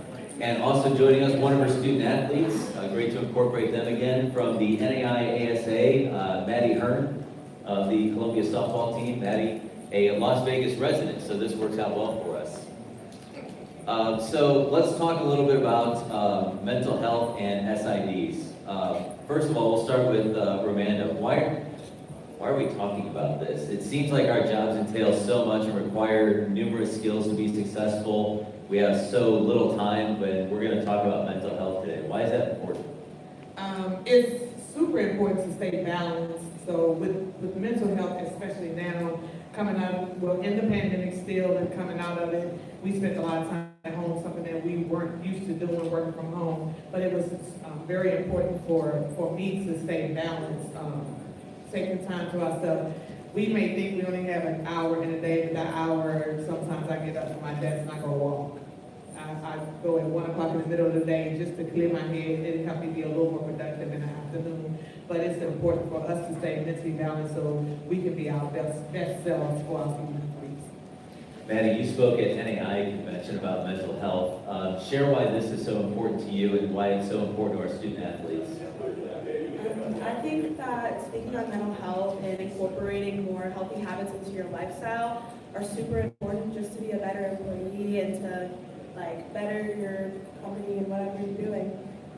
I'm glad that we have a chance to learn from our student athletes as well, especially in this area. I think when you look at your schedule as a student athlete, we can kind of relate because you're trying to handle 100 different things. Depending on the sport, your sport could be a full-time job. Some people are working to help pay for school, not to mention taking 12, 15, 18 credit hours. How do you handle and divvy up the different demands, the different time requirements of each and every day? Well, I definitely fallen victim to being overwhelmed and not managing my time well, so I've definitely had to perfect it this past junior season. I'll sit and have a planner and I'll organize my day and I'll section into times like this is the time that I'm going to study, this is the time I have a break between classes, and just sitting down and organizing and making sure that in between all of those work slots, I'm also finding time for myself and doing things that I enjoy, because if I don't, the burnout will catch up to me fast. For Amanda, it's kind of weird. We almost have to use our calendar and say, okay, for these 15 minutes, I'm not doing anything. Mine is more like an hour. No, seriously, I get fussed at when I go home sometimes by my husband because we'll both get home and say, hey, have you eaten today? And I will say, well, I had breakfast. And then he'll say, I had breakfast. So we're actually trying to keep each other accountable on making sure that we take our time out to eat. Just take time for yourself, even if it's to get up and stretch and walk around to just say hi to someone in the office. It helps a whole lot. And when you have only that 15 minutes, take that 15 minutes because you'll be surprised how much you need it. And you'll see on the back end how much you need it when you feel like that 15 minutes is 30. When we first started talking about this panel, I really like the story that you told when you were working at Howard with the Hall of Famer Ed Hill. So my statement is there is absolutely no way I can take a vacation. Can you prove me wrong? I can. So my first 5 years, I did not take a vacation. I started out as a sports information director at Eastern Shore by myself, one-woman shop. I had the fortunate opportunity to work with Mr. Hill, who I've known since I was 9 years old. So after my first first year, he realized I didn't take a vacation. And so he came, he said, did you take a vacation? And I said, no. He said, okay, I'll tell you what, next week you have to be off. I said, well, I have this to do, that to do. He said, okay, you can come in, you can do this, that, whatever you have to do, but you won't get paid for it. So I looked at him very puzzled, like, what do you mean I won't get paid? He said, you cannot come into the office. If you come into the office, it will be working without getting paid. So what he did was force me to take a vacation. He said, you have to decompress, and it's normally around the June time frame. So we had already come to Cosada, and so I said, well, you know, I oftentimes use Cosada as my vacation. That was my excuse. Oh, I'm going to Orlando, or I'm going this when we were going to regions. So we was going to San Diego, Spokane, different regions, so I figured that would be a good vacation, but not for him. So he said, come to work, don't get paid, stay home. He said, you don't have to go anywhere. Just stay away from the office and do not call me and ask me any questions about work. If you call me, you're not gonna get paid for that day. So moving forward, I take time in the summer. I mean, now I base it around my anniversary, and then I take that time. We had the pleasure of not having any games during that December time frame. So I literally don't do any work during that December time frame. If I have a game coming right out of it, like this year, I have a game on January 3rd at home. I may do a little something, but it's probably gonna be on January 2nd. Madison, let's talk a little bit about how to handle stress. What are some ways that you as a student athlete share some outlets with us for kind of staying cool when times get rough? An outlet that I personally use is I journal. So if I'm overwhelmed, stressed out, or something's really bothering me deeply, I like to journal it out, let out my thoughts, because it's in a healthy manner. I'm not taking it out on anything. I'm not letting it overwhelm me. Because if I do, then I know I won't be able to bring my best version of myself to the field, to class, or to any of my work study positions that I hold. Another outlet that I have is definitely just going outside. I think leaving my room has definitely helped me. Like I will take an hour slot between class before practice, and I'll just go walk around campus, or I'll go sit somewhere outside of the library and just decompress and take a time that I'm not thinking about all of my stressors. Amanda, what about you? What are some ways to handle stress? I think about crossover season the most when it comes to the stressful times of our jobs. What are some ways that you handle those heavy weeks or the times where there's a lot of demands on your time? The good thing about being a veteran in this field is that you understand that that's going to be stressful. It's no way around it. So I don't pretend like it's not going to happen. I just try to, prior to it happening, maybe take a day to myself to get myself mentally prepared that, hey, I'm about to have softball. Well, before I came to Columbia College, I would have softball, baseball, and basketball going on at the same time, along with track and field. So I would find that one day that I had nothing going on, nothing at home, nothing on the road, and I would take that day for myself. And just, I'm a shopper. I don't necessarily spend a lot of money, but I like to go shopping. So I take that day and I'll go shopping. If I find something, fine. If I don't, fine too, but that's my outlet to go shopping. And I just wanted to mention about Madison, which and Maddie, so I'll call her Maddie. I call her Madison, but what she did not tell you all is that she is an RA. She is an intern in athletics. I think she's another something on campus, as well as a very productive softball player. So, and she carries over 3.5 GPA. So she found that balance, and sometimes she'll pop up in our office, and I'm like, what are you doing? I'm just taking my walk. So that's just that. I think one thing that I've found that can kind of help make things a little bit easier is taking a work from home day. I think we learned a lot back in 2020 and into 2021 that we can still get a lot done from home. Is that something that you've done before? I do. I prefer to be in the office though. I think I'm more productive in the office. What I will say is that Columbia College just got an email from my supervisor. They have put some things in place, and we are required to take some mental health trainings. I think professional development, of course, it's not like a mandate, but for professional development, mental health trainings, it helps us be prepared for ourselves as well as our student athletes. So Columbia College as a whole has also done some Zooms that they have mandated we do so that we are prepared. So I think that they do a good job as a whole. preparing us on the mental. And we, last year, we implemented, we had one of our counselors to come into our building on a couple of days, just for our student athletes to have outlet if they need to go talk to the counselor for mental health purposes. They didn't have to go all the way across campus to speak to her. But back to what you was asking, I do stay home sometimes, but it's my flexibility of my schedule that helps a lot. One thing that I kind of struggle with is it would be nice to spend more time with my family. So are there any ways that you can kind of get them involved on game day or anything like that? Like I've had my wife serve as a spotter for me in basketball. Maybe it was 7 days before our wedding, she still did it. Working as a photographer, yeah. She was not paid for that, actually. I don't incorporate, so we're empty nesters. So we don't have anyone at home. We have grandkids, but I don't incorporate him in the actual work, but I do incorporate him in what I do. So like he's here in Vegas, my husband's here in Vegas with me. I try to make sure that I have the time. The one thing we both do is we try to eat dinner. We try to eat dinner together. We'll sit, we'll eat dinner, we'll discuss our day. And once we leave the dinner table, we no longer talk about work. So at that point, that is our time. We both, he works in ROTC at one of the schools in South Carolina State, actually. And so his job is equally as demanding, so we try to bounce off each other, and that actually helps with our mental. So he gets his frustrations out on me, I get mine out on him, and then we go and we just enjoy each other for the rest of the evening. So we try to, he comes to the games and he supports Columbia College Koalas, but at the same token, we just try to keep our professional lives professional and keep our family life together. Maddie Ramonda details all of the different things that you're involved with. How do you make time for other things, like having fun, going out with friends? How do you make time for that with your busy schedule? Do you? I definitely make time for it because it's something that's important to me. Yes, I have a lot of goals for myself and a lot of things that I hope to achieve, but I also know that if I don't allow myself the space to breathe and grow as a person, on my own, then I'm going to burn out and I'm not going to be as successful as I can be, because my own happiness is just as important as my success in my career and my life.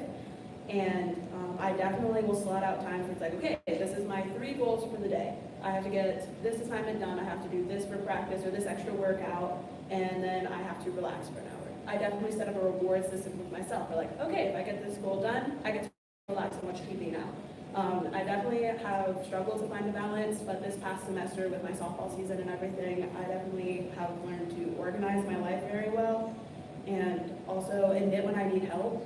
I think I've definitely had times where it's, I have a bulletin board due for my RA position and I have 6 classes tomorrow and an essay due tomorrow, and instead of asking for help or asking for, hey, I need an extra day just so I can really focus and turn in my best work, I've tried to just rush it all, and it did nothing but hurt myself. Happy to take any questions from the audience as well, if you have any. Okay, this is for both of you, but it's 2 separate questions, so I'll go ahead and ask. Maddie, being a leader and a student athlete around Columbia for a while, we work with student athletes, but we don't work with them as closely as the coaches. And it's easy for you to go talk to your coach or maybe an instructor or whatever. But tell us as sports information or sports communicators some signs that we might look at or see that from a student athlete standpoint that, let me go over and talk to him or her because she looks like or he looks like they may be struggling today. Maybe we can be another person that student athlete can talk to. So just think about that for just a minute. And Ramonda, for you, talk about when a student athlete were to come to you. I mean, we're in the business of communication, but we don't really have the background to be able to counsel some student athletes sometimes. So if someone comes to you, what do you do? So either one of you can go, but those are my 2 questions. So I think some signs to definitely keep an eye out for struggling student athletes is if they're isolating themselves. A lot of the times if they're feeling overwhelmed or they're feeling like I have so many things I have to do, I'm failing in practice, I'm not achieving what I need to achieve, I'm not meeting my coach's standards, they'll start to self-isolate and try to overcompensate for what they're struggling in.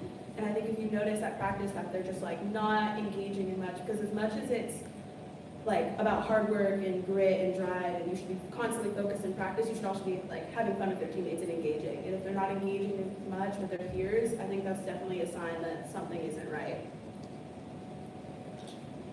The one thing that I try to do, first and foremost, listen to what they're telling me, to see if I can relate to what they're telling me. If I can relate to what they're telling me, then I try to offer my firsthand experience, not necessarily from a psychological standpoint or a mental health standpoint, just from an everyday life standpoint.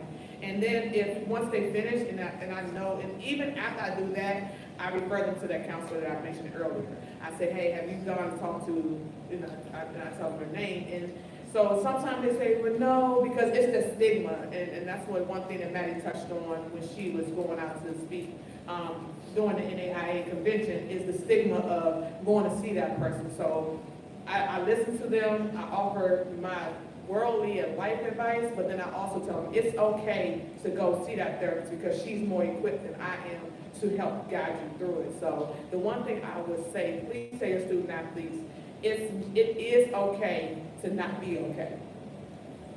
Something to add on to what she was talking about, I think breaking down the barrier of like going into college, you're fresh out of high school, and it's the concept of like, oh, if an authority figure calls me into their office, I'm in trouble. Like something's wrong, I should not be in here. But Ms. Rowe and Debbie in our athletic department have done a great job of leaving their office doors open. So myself and a lot of other student athletes on my campus, we'll just show up and take snacks that they have sitting in their office. We'll just chat and hang out with them, not even about anything specific. We'll just joke around. And breaking down those barriers makes it more comfortable, where I know if I need help and I need something or I'm struggling, I can go to either of them, not just my coach, to talk about it. Okay, so this is a question for both of you, and I have to spot out. So I'd be curious to hear the administrator's perspective and then the student athlete's perspective. Over the last couple of years, we've seen a real big shift on changing culture and one of inclusion and everything like that. How do you think your department gets to that point with mental health where now it's on the forefront of everything? From an administrative perspective, how do you lay the groundwork for that culture? And then as a student athlete and on ASA, how do you perpetuate that throughout your student athletes? So the biggest thing is we have town hall with our student athletes, and we let them know if they're struggling, if there's issues, and talk to their coach or come to myself or Debbie, who's my director of athletics. Or, like I said, we have that in-house counselor. And that, I feel like that was huge, that we brought that person. In that way, the student athletes, because they're in our building so much, they don't have to go somewhere else to get the help that they need. And it's a little more isolated where they feel more comfortable. That way, the general population won't see them going into the counseling center and saying, oh, something is wrong. When it's down there in our athletic building, they feel like, hey, they care about me. So what we've done is show them that we care about them as a person, first and foremost.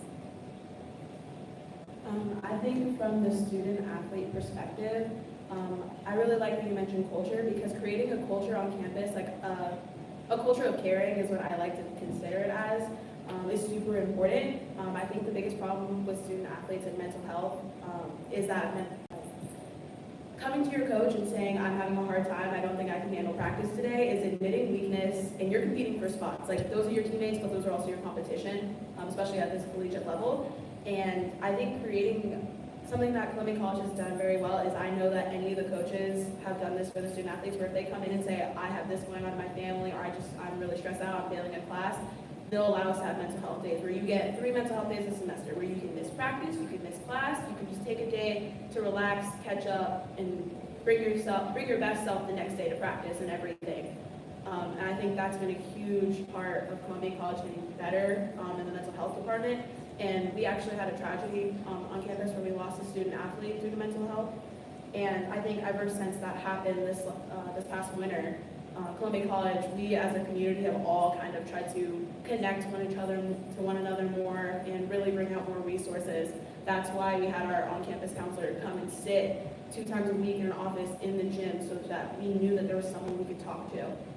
Also, Debbie has brought up she told me a couple months ago about the professional development that would be given to athletic department, so that way athletes don't have to go to a counselor. A lot of them will vent to athletic trainers, random people, coaches that aren't even their coach, and that way if there's more professional development in the entire department, athletes have connections beyond just their coach, which is probably the hardest person to talk to about it. Time for one more. Something that I've struggled with, and you kind of touched on it, is I like my job. I want to be there, I want to work, but I also know I can take some time away. So when I am away, I feel guilty for not doing work or taking some time. And especially with this job, we have social media on our plus we can check Instagram, how I take a look at that. How did you overcome, I guess, the feelings of guilt whenever you did put it away and did something? For me, the biggest thing is looking at time and space. I always think of time and space. Right now is a time that we have. COSADA is my benchmark, and I always use it. Ever since my very first year in the profession, I came to COSADA, and I've come ever since. And I use it as my benchmark. So, to be honest, from the end of May or the 1st of June to after COSADA, that's my decompress time. So I just, I'll do some work, but I also take that mental space. During the year, when I know it's crunch time, like he mentioned, the crossover season, I already know it's going to be stressful. My husband already knows. He knows that time frame as well, so he does his part. So incorporating your family helps a lot. If you know, like he said, 7 days before his wedding, he had his wife working, then he knew that he was going to have to back that up 7 days behind that wedding. He somehow or another is going to have to be done. But don't feel guilty, because look at it from this standpoint. When your coaches are off, do they feel guilty? When your student athletes are at home, their season's over, do they feel guilty? So put yourself in that same space. You have to take time for self, because I always say, my mom told me this early, when you leave that job, oh, Cassie was such a great worker. Have we posted her job yet? So think of it from that standpoint. Amanda, Maddie, great job. Thanks so much for taking the time to do this. So the swag exchange will take place after our next session, which will start right at 4:30.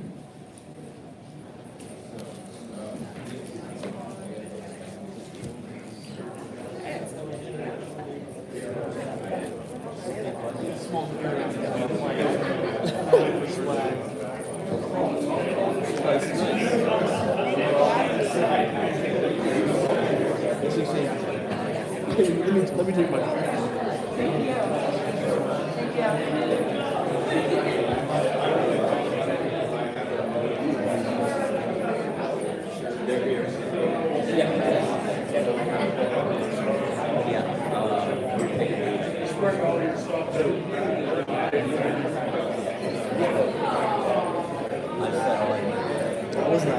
I wasn't aware of it, so I changed them this morning and I saw it.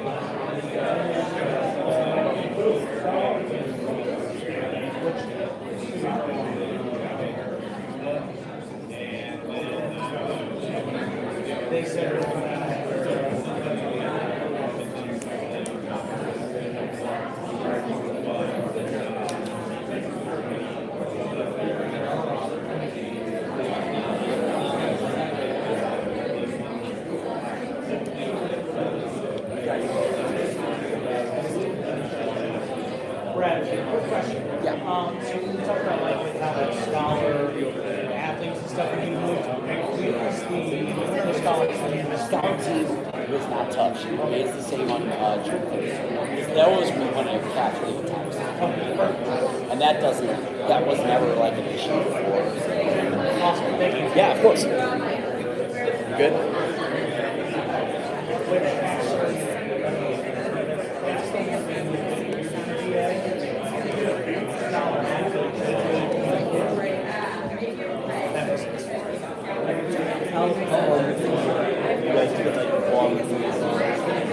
the thing? Well, so allegedly next year we're gonna have like our registrar pull all that information, but that didn't happen this year. So we had to go through, we went through every student athlete in the GPA. Yeah, that's how mine. So we went through every single student athlete, and their fall, spring, cumulative GPA, and then the quality points and everything for them. So we do that with like 500. That's literally what I do. Not 500. What do you guys do in sports participation? Do you track, are you tracking participation? Like what games, like, you have games on, are you tracking participation? I just started very sharp, and then like, I get like participation like all the no, not really. We had a registrar person that was specifically. She's a registrar, but we started the website.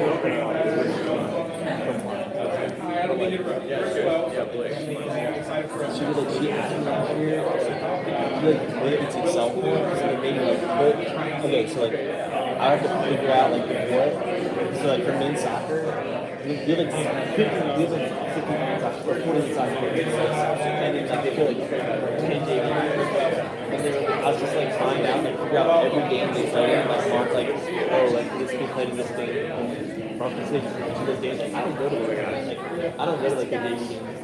It's like I just had to like it was actually fun. I walked up to my group like really on top of things, and she's like sent me like a picture of like everyone that played that game, just picture now. Well, yeah, but she was like market in the like she like they put her last week put she really like our so like he like at the end of the year we just went through it and he's like yeah, I'm very like there's it's so hard to track that. Because like, if you want to track that, like you need to know. Like, I don't see someone wants to track it. But like, dude, I hate golf for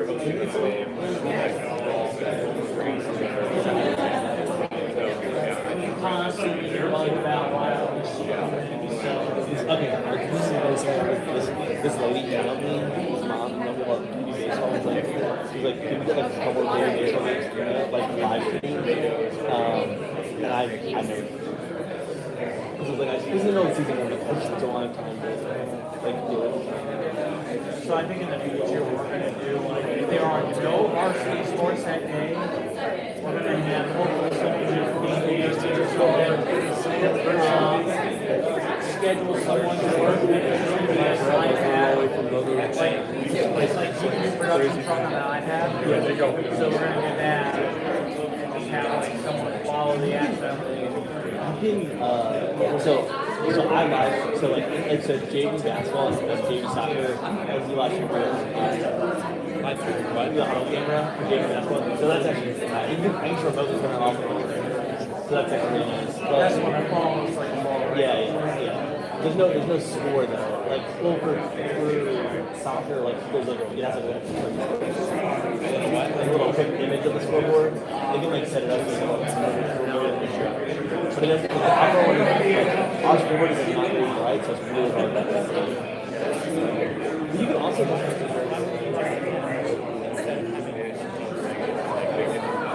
Well, I mean, if it's stopped, it's really that hard for whether like that. I was thinking that's why I would like to do one. I can't run sport.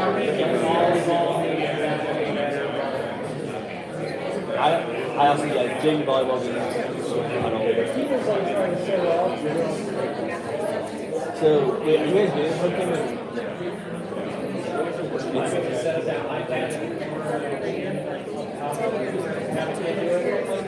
Just shoots and you can see the scoreboard.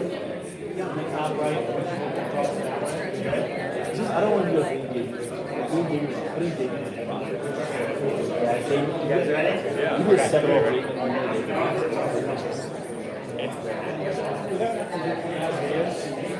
All right, we're going to get started. I know people are going to be kind of finally as we go. For those who do not know who I am, I'm Des Campbell. I'm the Assistant AD for Communications and Marketing at Cornerstone University in Grand Rapids. But we have a pretty exciting last panel here for NAI SIDA. I know some people from not the NAI are going to be kind of following and joining us as well, just for this discussion, as we have some awesome panelists here today. So we are excited to have Christy Dosh. Christy, national sports analyst and is an expert in the field of collective bargaining, endorsements, and financing within pro and intercollegiate athletics. She's reported for a multitude of national news sources, including ESPN, Forbes, the Washington Post, and Sports Business Journal. She is currently with ESPN, and she also founded the businessofcollegesports.com. Christy's an author and published a book of the business of college football titled Saturday Millionaires, How Winning Football Builds Winning Coaches. And then we also have Blake Lawrence. Blake Lawrence is the co-founder and CEO of Open Doors, the leading athlete's name, image, and likeness company since 2012. The preeminent expert on athlete branding, marketing, and NIL, Lawrence has been helping athletes understand, build, protect, and monetize their NIL value for the past decade. Lawrence and his co-founder, Adi Kunalik, are two-time entrepreneurs, having started Herdak, a digital marketing agency in 2010. Prior to his journey as an entrepreneur, Lawrence was a star football player at the University of Nebraska before his career was cut short due to recurring concussions. Rather than more the end of his on-field career, Lawrence finished his BA and earned an MBA at Nebraska and dove headfirst into the business world with a vision of helping every athlete. So we can give them a round of applause for just joining us today. Thanks, guys. So we're going to start. We have kind of people from all different levels that are going to be here, but primarily at the NAI level. Obviously, the world of college sports changed pretty significantly about a year ago when name, image, and likeness opened up the way that it did, doing so first in the NAI. So just kind of wanted to ask the question, either of you can kind of go here, you can piggyback off one another. For many of us who may not even know really the full scope of what it is, what is NIL? What do you guys really do with it? And what's the process for a student athlete that goes through NIL? Well, this is Mike on? Yeah, good, sweet, awesome. Hey, all right. I'm Blake, and let's talk about NIL. And NAIA, the folks in this room, Jim and the crew, I mean, was the first group in the college sports landscape to open up the world of name, image, likeness. I think that deserves itself like a lot of compliments and applause, right? This is a big deal for what student athletes are going through across the country. And with that, I guess I just do a quick show of hands. Like, who here has a student athlete on your campus that has done an NIL deal? Okay. If your hand's not up, that's okay. I'm sure that there are some student athletes doing NIL deals, you may not be aware of it. And when it comes to defining NIL, that's why Christy is here. So Christy, I'd like for you to define NIL. I'm Christy Dosh. I'm a former practicing attorney, and so the intellectual property side of name, image, and likeness has always interested me. And the Ed O'Bannon case was the first case I think I ever covered as a sports business reporter. And so I feel like my career has come full circle because I started with O'Bannon, and now we have athletes able to monetize their name, image, and likeness. So they can monetize anything involving their name, whether that's an autograph or the use of their name attached to, say, a camp or a clinic. They can license use of their image. We get into issues when they want to do that when they're wearing your gear, and maybe you haven't approved that. So we're still educating student athletes about that. But it's their ability to monetize a brand, and they're doing it in so many different ways. You hear the most about social media. That's kind of the low-hanging fruit, and it ends up being a lot of the deals I get pitched as a reporter, but they're hosting camps and clinics, they're doing autograph signings. I have a student athlete who was my TA last semester, and she created the first ever gymnastics board game and sold out the first run of it and has now produced a second run. So there are a myriad of ways that they can monetize that, but just their ability to make money on anything that they're interested in. You know, in the NAI level, one of the things that's rewarding to see is that student athletes that are being entrepreneurial, right? They're being encouraged to lean into that entrepreneurial environment and create, again, the cancer clinics, or some are creating merchandise lines and coming up with their own logos and shirts and selling those things online.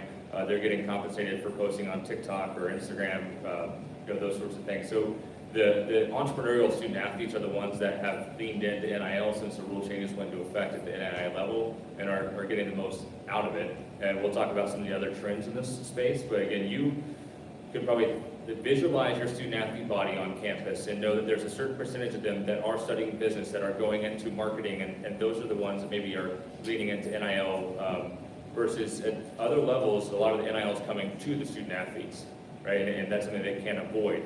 But at the NAIA level, it's really geared towards those student athletes that are leading in and being entrepreneurial with everything they're doing. So I think a big question too is, obviously a lot of us are in athletic communications.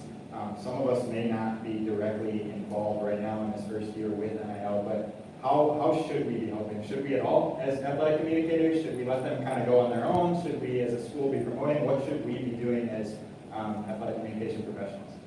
So I was just telling somebody the other day, you know, I've been a sports business reporter for 12 years, and I have rarely, if ever, talked to a student athlete prior to NIL, because that's not what I reported on. I was talking to ADs and other folks in administration, and now I talk to student athletes all the time. And it's interesting because I'm not going through SIDs. It's brands pitching me the student athletes. It's agents pitching me their student athletes. It's student athletes reaching out to me directly. And there needs to be a lot of media training. That's where I would love for you all to step in, because some of these student athletes have never spoken to a media member before, and some media members probably aren't as nice to them as I am, because sometimes they say things to me that I know I am never going to put in print. It makes them look bad, or it makes it sound like they broke rules when usually they haven't. It's just they've worded something poorly. Some of them have just never had that experience before, and not every reporter is going to be kind to them in that way. And so I would love to see more media training for student athletes, particularly outside of the sports that deal with media more typically, like football and men's basketball. Even baseball and softball, a lot of them have done interviews, but as I get into Olympic sport athletes, very few of them have ever done a media interview or been on a podcast or anything like that. And I would say for those in this room, I'm sure that everyone in this room is in their dream job and you never plan on leaving, right? So that's just exactly where you should be. But let's say that you were in the market to maybe move jobs, move positions, move in the industry, move out of the industry, whatnot. You would probably go and update your LinkedIn profile. You'd probably want to be in a good position where more people know your name, right? And you're putting yourself out there and you're building up your own personal brand. So think about that. You yourself looking to get another job, that's you building your personal brand, your name, image, and likeness. And for student athletes, there's really no difference in what they're doing. Their jobs are getting paid to host a camp or a clinic, getting paid to post on social media. So the more that they have an online presence, and like everything in the athlete endorsement space, from the preps to the pros, Hall of Famers, and high schoolers, like they are getting found on social media. It's the very first thing that happens. Student athletes are coming to your campus. Some of them have more followers than social media accounts on your teams, right? They're more followers than your coaches and your athletic department directors. And so that is probably the one thing that I could emphasize in this group, is that, yeah, they have their heads down on their phones all dang day, but those are the most influential people amongst your audience and in your community. And if they're telling your story, if you're helping them with get access to photos and videos and content after practice or after photo shoots and media days, that sort of thing, then they're going to help amplify your story as an athletic department, but you're also helping them build their online audience, which increases their likelihood of getting jobs, getting deals, right? So it's not too different from how you build up your own online presence and your own online network to get opportunities, but student athletes doing the same for getting opportunities from fans, brands, sponsors in the community. So let's talk about just one of the questions that I kind of brought up to Blake even before we started. It was just the idea of violations, potential, whether it's a direct NIL violation, if they're in violation of that, or if you notice somebody's promoting on social media that may be something that is a little risky for what your school believes in or what your school is okay with. What do you do in that situation? We all deal with social media. We're going to see everything that these people post if their deal is through social media. Do you do anything with that? Do you let the student athlete run? How do you handle those types of situations? Well, the first thing that any institution should do prior to going and judging what an athlete is posting or promoting on their social channels is create a policy that clearly defines what you approve and disapprove of on your campus. So that is something that there's a lot of NIL policies that have been drafted and shared publicly over the last decade, or not the last decade, It felt like a decade. It's not even a year yet. Okay, over the last year, and a Open Doors is a partner of the NAIA. We have an NIL policy kit, and you can reach out to us, and we can help you get that crafted and shared on campus. It's got little visuals and doodles. It's like here's what you can and cannot do, and then you can decide, like, do you want kids promoting alcohol? Do you want them promoting CBD companies, or if it's cannabis companies? It just depends on where you're at and how you feel. But to go and judge and enforce without a clear policy in place to lean on, it's a very challenging spot. And even then, I know this is the NIL enforcement of policies and procedures is very interesting. We are a year into this, and there's been no reports of any violations of any NIL rules ever, right? So student athletes are perfect, right? That is what's happening. Yes, and all the boosters are playing by the rules. Nobody's inducing anyone to do anything. Yeah, but the reason that we see that is that there's, which of you wants to be the first school in the NAIA to sit your starting quarterback, your starting point guard, your starting shortstop because of an NIL deal? I'm not sure that anyone wants to be the first, and because of that, there's some challenges. But be clear, educate the athletes, and then you have the ability to enforce and protect what your values are as an institution. I would say the riskiest thing I have seen, and what I find myself calling compliance officers to tip them off about, not to get the student athlete in trouble, but to help them, is international student athletes. Brands and agents, which you might not have to deal with agents as much at this level, but brands are telling international student athletes, we've structured this in a way that you can do it. And then they send it to me and pitch it to me and want me to write about it. I'm like, you can't do this. Yeah. And I've had brands fight with me, and when I ask, did you get the advice of an immigration attorney? They always say no. They say, but I understand the laws. Sure you do. I'm a lawyer and I don't understand the immigration laws because that's not my area of law, but I've talked to enough immigration attorneys about this now that I've probably made a dozen phone calls this year to compliance officers just to say, hey, you have this international student athlete, here's what the brand told me they're about to do with them, just heads up. And a lot of those deals have not materialized. And I'm not trying to get that international student athlete in trouble, but better for them to have a conversation with compliance than to have the federal government make their student visa. So, not everyone out there has the student athlete's best interests at heart, unfortunately. So, we all, again, we noted on this a little bit too, just with social media, we manage different team and university social media accounts. Should we be promoting and resharing the deals that these students do, or should we stay away from that? What's maybe your suggestion regarding those? I just made eye contact with Jim, like, can you do that?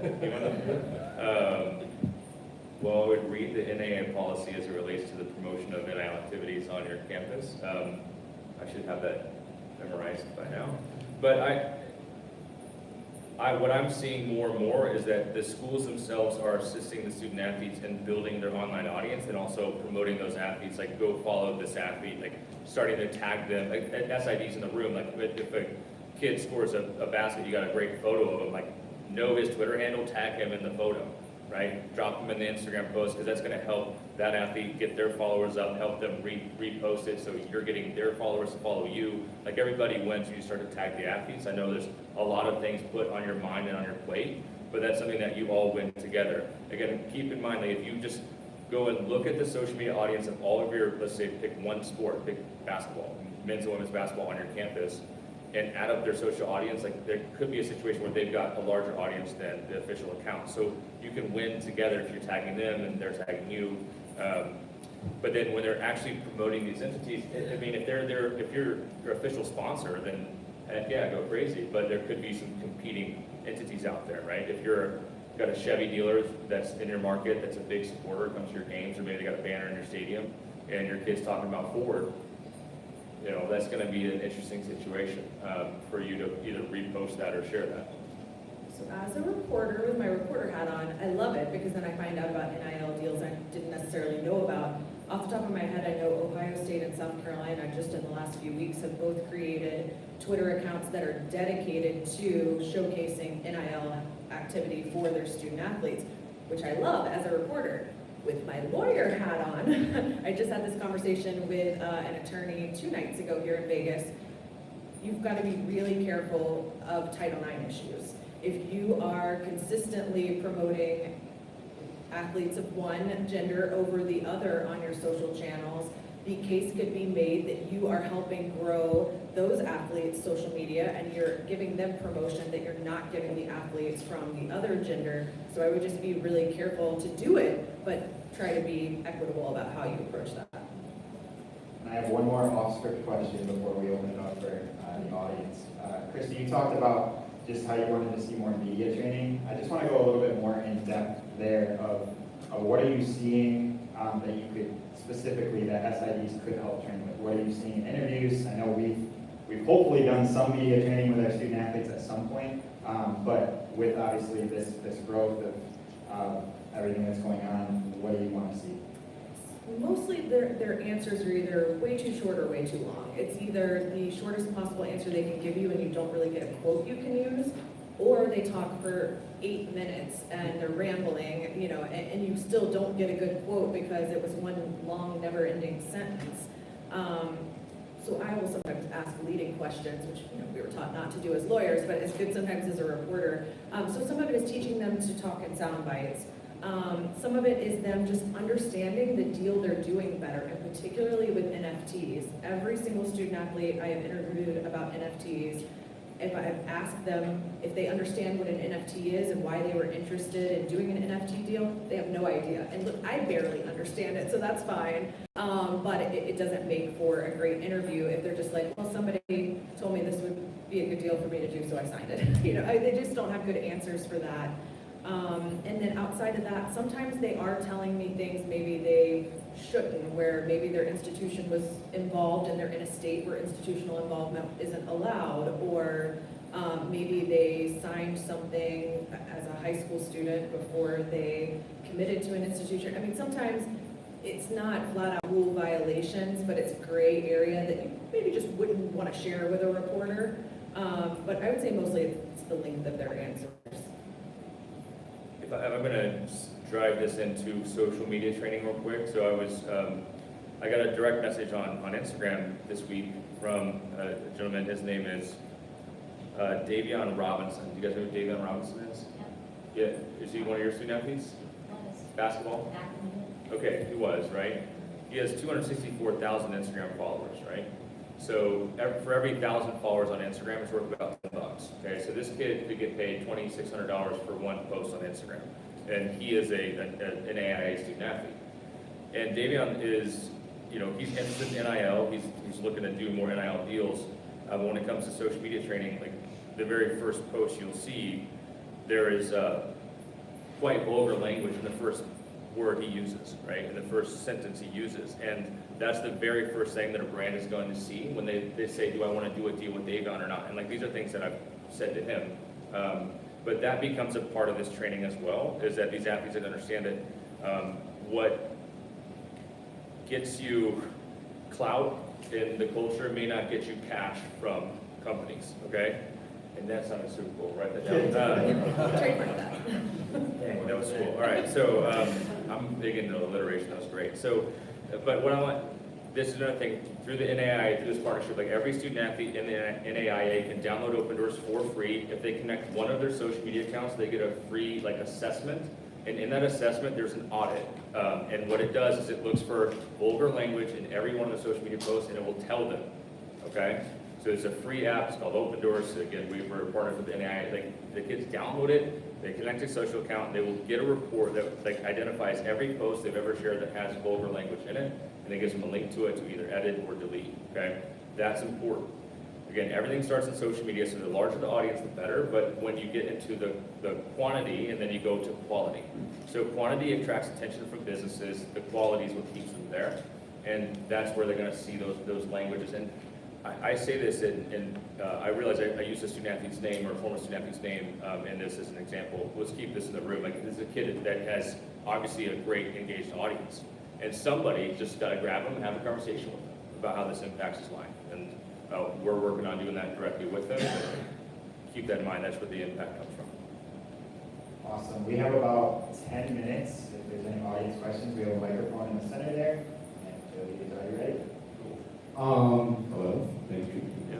So, it's a lot, we do a lot of training with our kids on social media, and it's a lot easier on Twitter and Instagram, because they're not necessarily, they're making the content. What is y'all's advice regarding TikTok with audios, and that's where the language barrier really gets dicey because, you know, oh, they made a viral TikTok, but the audio is, what are y'all's suggestions on that? It's about the culture, baby. You know, on TikTok, that's where the culture and cash go together. Well, I mean, this is one of those things, if a student athlete's being compensated for a TikTok post, they cannot use audio that they don't have the rights to, right? And that's an important thing to understand. But this is like an IP rights discussion. Like a lot of student athletes have to understand that they have to have the rights to everything that they're using and the things they're monetizing. Did you take the picture, yes or no? If you didn't take the picture, then whoever took the picture, they're the ones that have the rights to it, right? And if you are wearing the jersey of your school and it like, they have the rights to that mark. If you're using sound from a song, like the artist has the rights to that.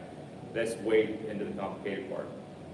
The great about TikTok is that student athletes that are creative and creating that type of content can leverage the audio of these, you know, trending audio to build a large audience as long as you're not monetizing it, right? So it's kind of like use the sounds, build an audience, make money on a piece of content that you're not using other people's IP, right? So then post the next song on the next post. So it's kind of your intermingling paid promotions with your own editorial content.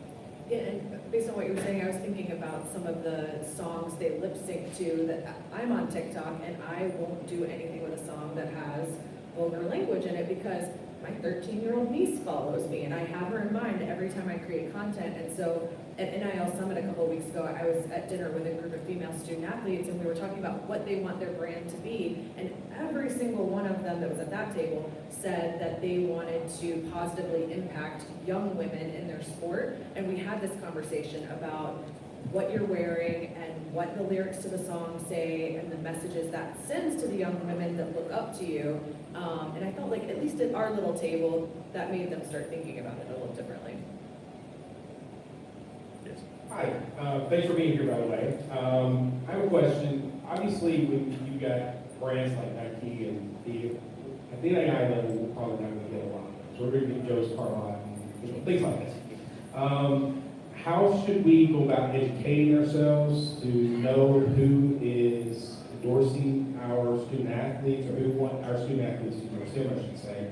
And then even a follow-up question is we have some sports where I work, like cycling, archery, but not NAI sports. And there's a lot of people out there that, we have cyclists that come to our campus that are big in this already. And so how much should I be educating myself about that? So if I were to sit down and guide a student athlete on where to find their first NIL deal, I would stand them up, I'd walk them to your basketball venue, to your football venue, and I'd send them right in the 50-yard line or half court. And I'd spin them around, okay? And I'd say, just look at the logos that are here. Like, these are businesses that are already supporting your athletic department. They've already shown a commitment that wanting to support, you know, athletics in this community, and they're more likely to want to do a deal with you than anyone else in the world, because they've already shown commitment and demonstration. Now, some of you might say they're going to take money away from the school, right? If they're going to get that deal. It's more yes and. Like at the professional sports level, there's nobody that sells sponsorship at the Kansas City Chiefs that's mad that Patrick Mahomes is on the team, right? Like, he's not taking money from them, he's added money to their pockets if you have marketable athletes that combine these rights together. So that's a quick one when it comes to like helping them identify that. And then the endemic side, I don't know, Chrissy, do you see a lot of this? Like, one of the biggest spenders in college athletics today in terms of sports equipment isn't Nike or Adidas, it's STX, lacrosse.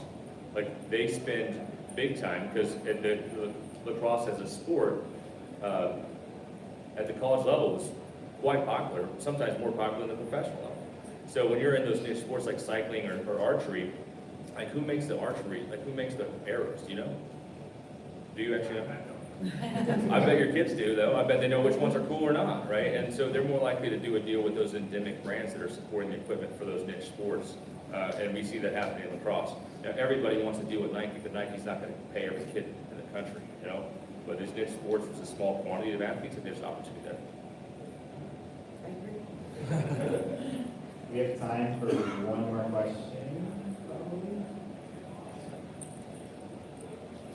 I work with Rutgers men's basketball well, we have one of the most prominent NIL guys, Gio Baker, so I've been working with him a lot on what he's doing.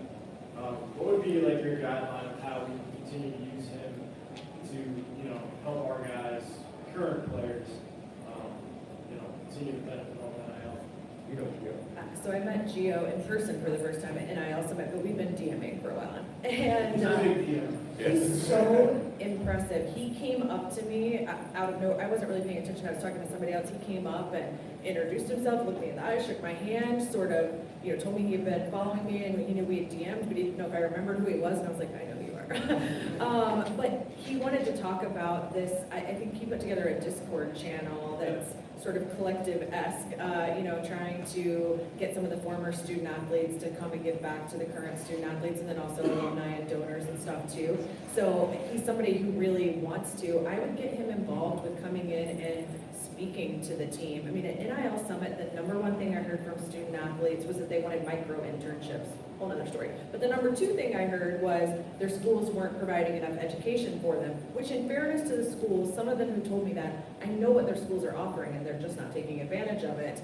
But I think that some of the people who are getting put in front of them, either as live speakers or on recorded video, just aren't people they connect to. It's people who are much older than they are. I had a 19-year-old agent the other day told me that I'm too old to help student athletes. I think people like Gio, who are closer to their age, who can come in and talk to them about how they have approached NIL, and he's being very strategic about how he's putting together his future. I think they're going to listen to him more than they're going to listen to anybody else, so I would bring him in to speak anytime he's willing to come talk to them. Yeah, he's not going too far, which is why we're trying to kind of work with him, maybe on like a content series or something along those lines. Obviously, NIL gets tricky there because we're putting content out on our platforms, then that's a whole different ballgame where I have to go to my compliance and all that. But that's kind of the next level where I'm trying to look to see maybe we do a podcast with him where he interviews our current players. It's not in the works, but how would we go about? I used to work in the NFL before this, so we used to do content where players get money and the team gets money. Currently, we can't do that with guys, so I wish we could, because we have the best interests in mind of our student athletes, rather than some of these companies that are going approaching them. So I don't know, what's your overall, not to give you another question, but maybe an overall take on that.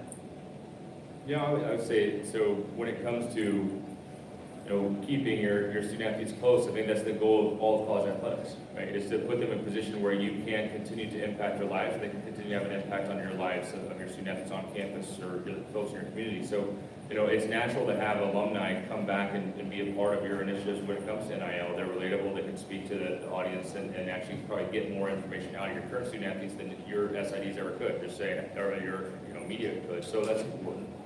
I also say that, if I would urge something for, when I asked to raise your hand if you got an NIL deal on your campus,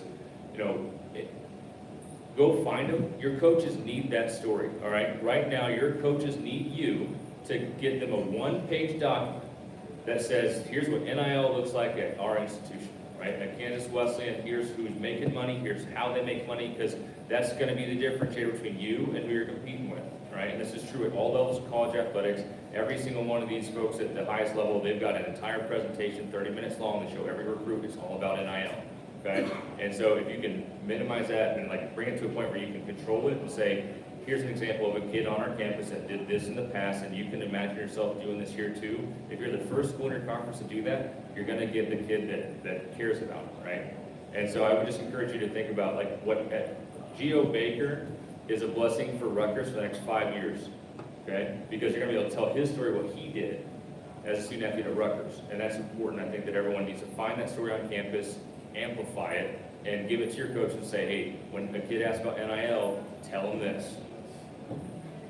Awesome. Well, Can I jump in for a second? I know everybody needs to go. We're at the end of our time, but I just want to thank both of them personally for being here. They're obviously experts in the business. They could be lots of other places today. I'll talk to lots of other people who probably make them more money or get them more recognition. But I met Christy when I did her podcast about a year ago, and she quickly got to NAIA. What we were trying to do was very complimentary of us being the first to eliminate all the restrictions. and was always saying she was wanting to help all student athletes regardless of what level they were. And so I just want to thank you for continuing to do that, for being here today. And then I've known Blake for a long time now, and we've been talking about how to incorporate open doors with NAIA, and he's being very careful up there not to make this a sales pitch, but they have done everything they said they would do. And again, Blake could be out there working with a lot of other bigger schools, but he's here because he cares about the NAIA. His dad was an NAIA student athlete. He talks a lot about that on social media, and he wants to help our student athletes. And Open Doors can make us a little bit of money as a part of it, but if you haven't talked to them yet about what all they can do for you at a very reasonable price, I encourage you to do it because they're in it for the right reasons. They want to help NAIA student athletes. So thanks to both of you for being here. And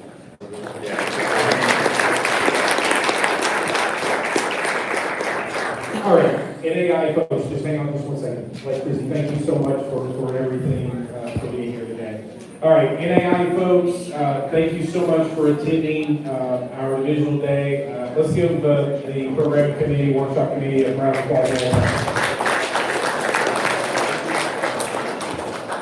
On this table up here, if you brought any swag with you for the gift exchange, you can bring it up here, put it on the table. We are going to step out and go down the hall, up the steps. That's where we're going to take our group photo. So we're going to go now take a group photo, and when we come back, if you put something on the table, you get to take something. So you can leave your stuff here for just a few minutes, and then we'll come back, and then you can, if you brought something, you can take it. Thanks everyone for coming today.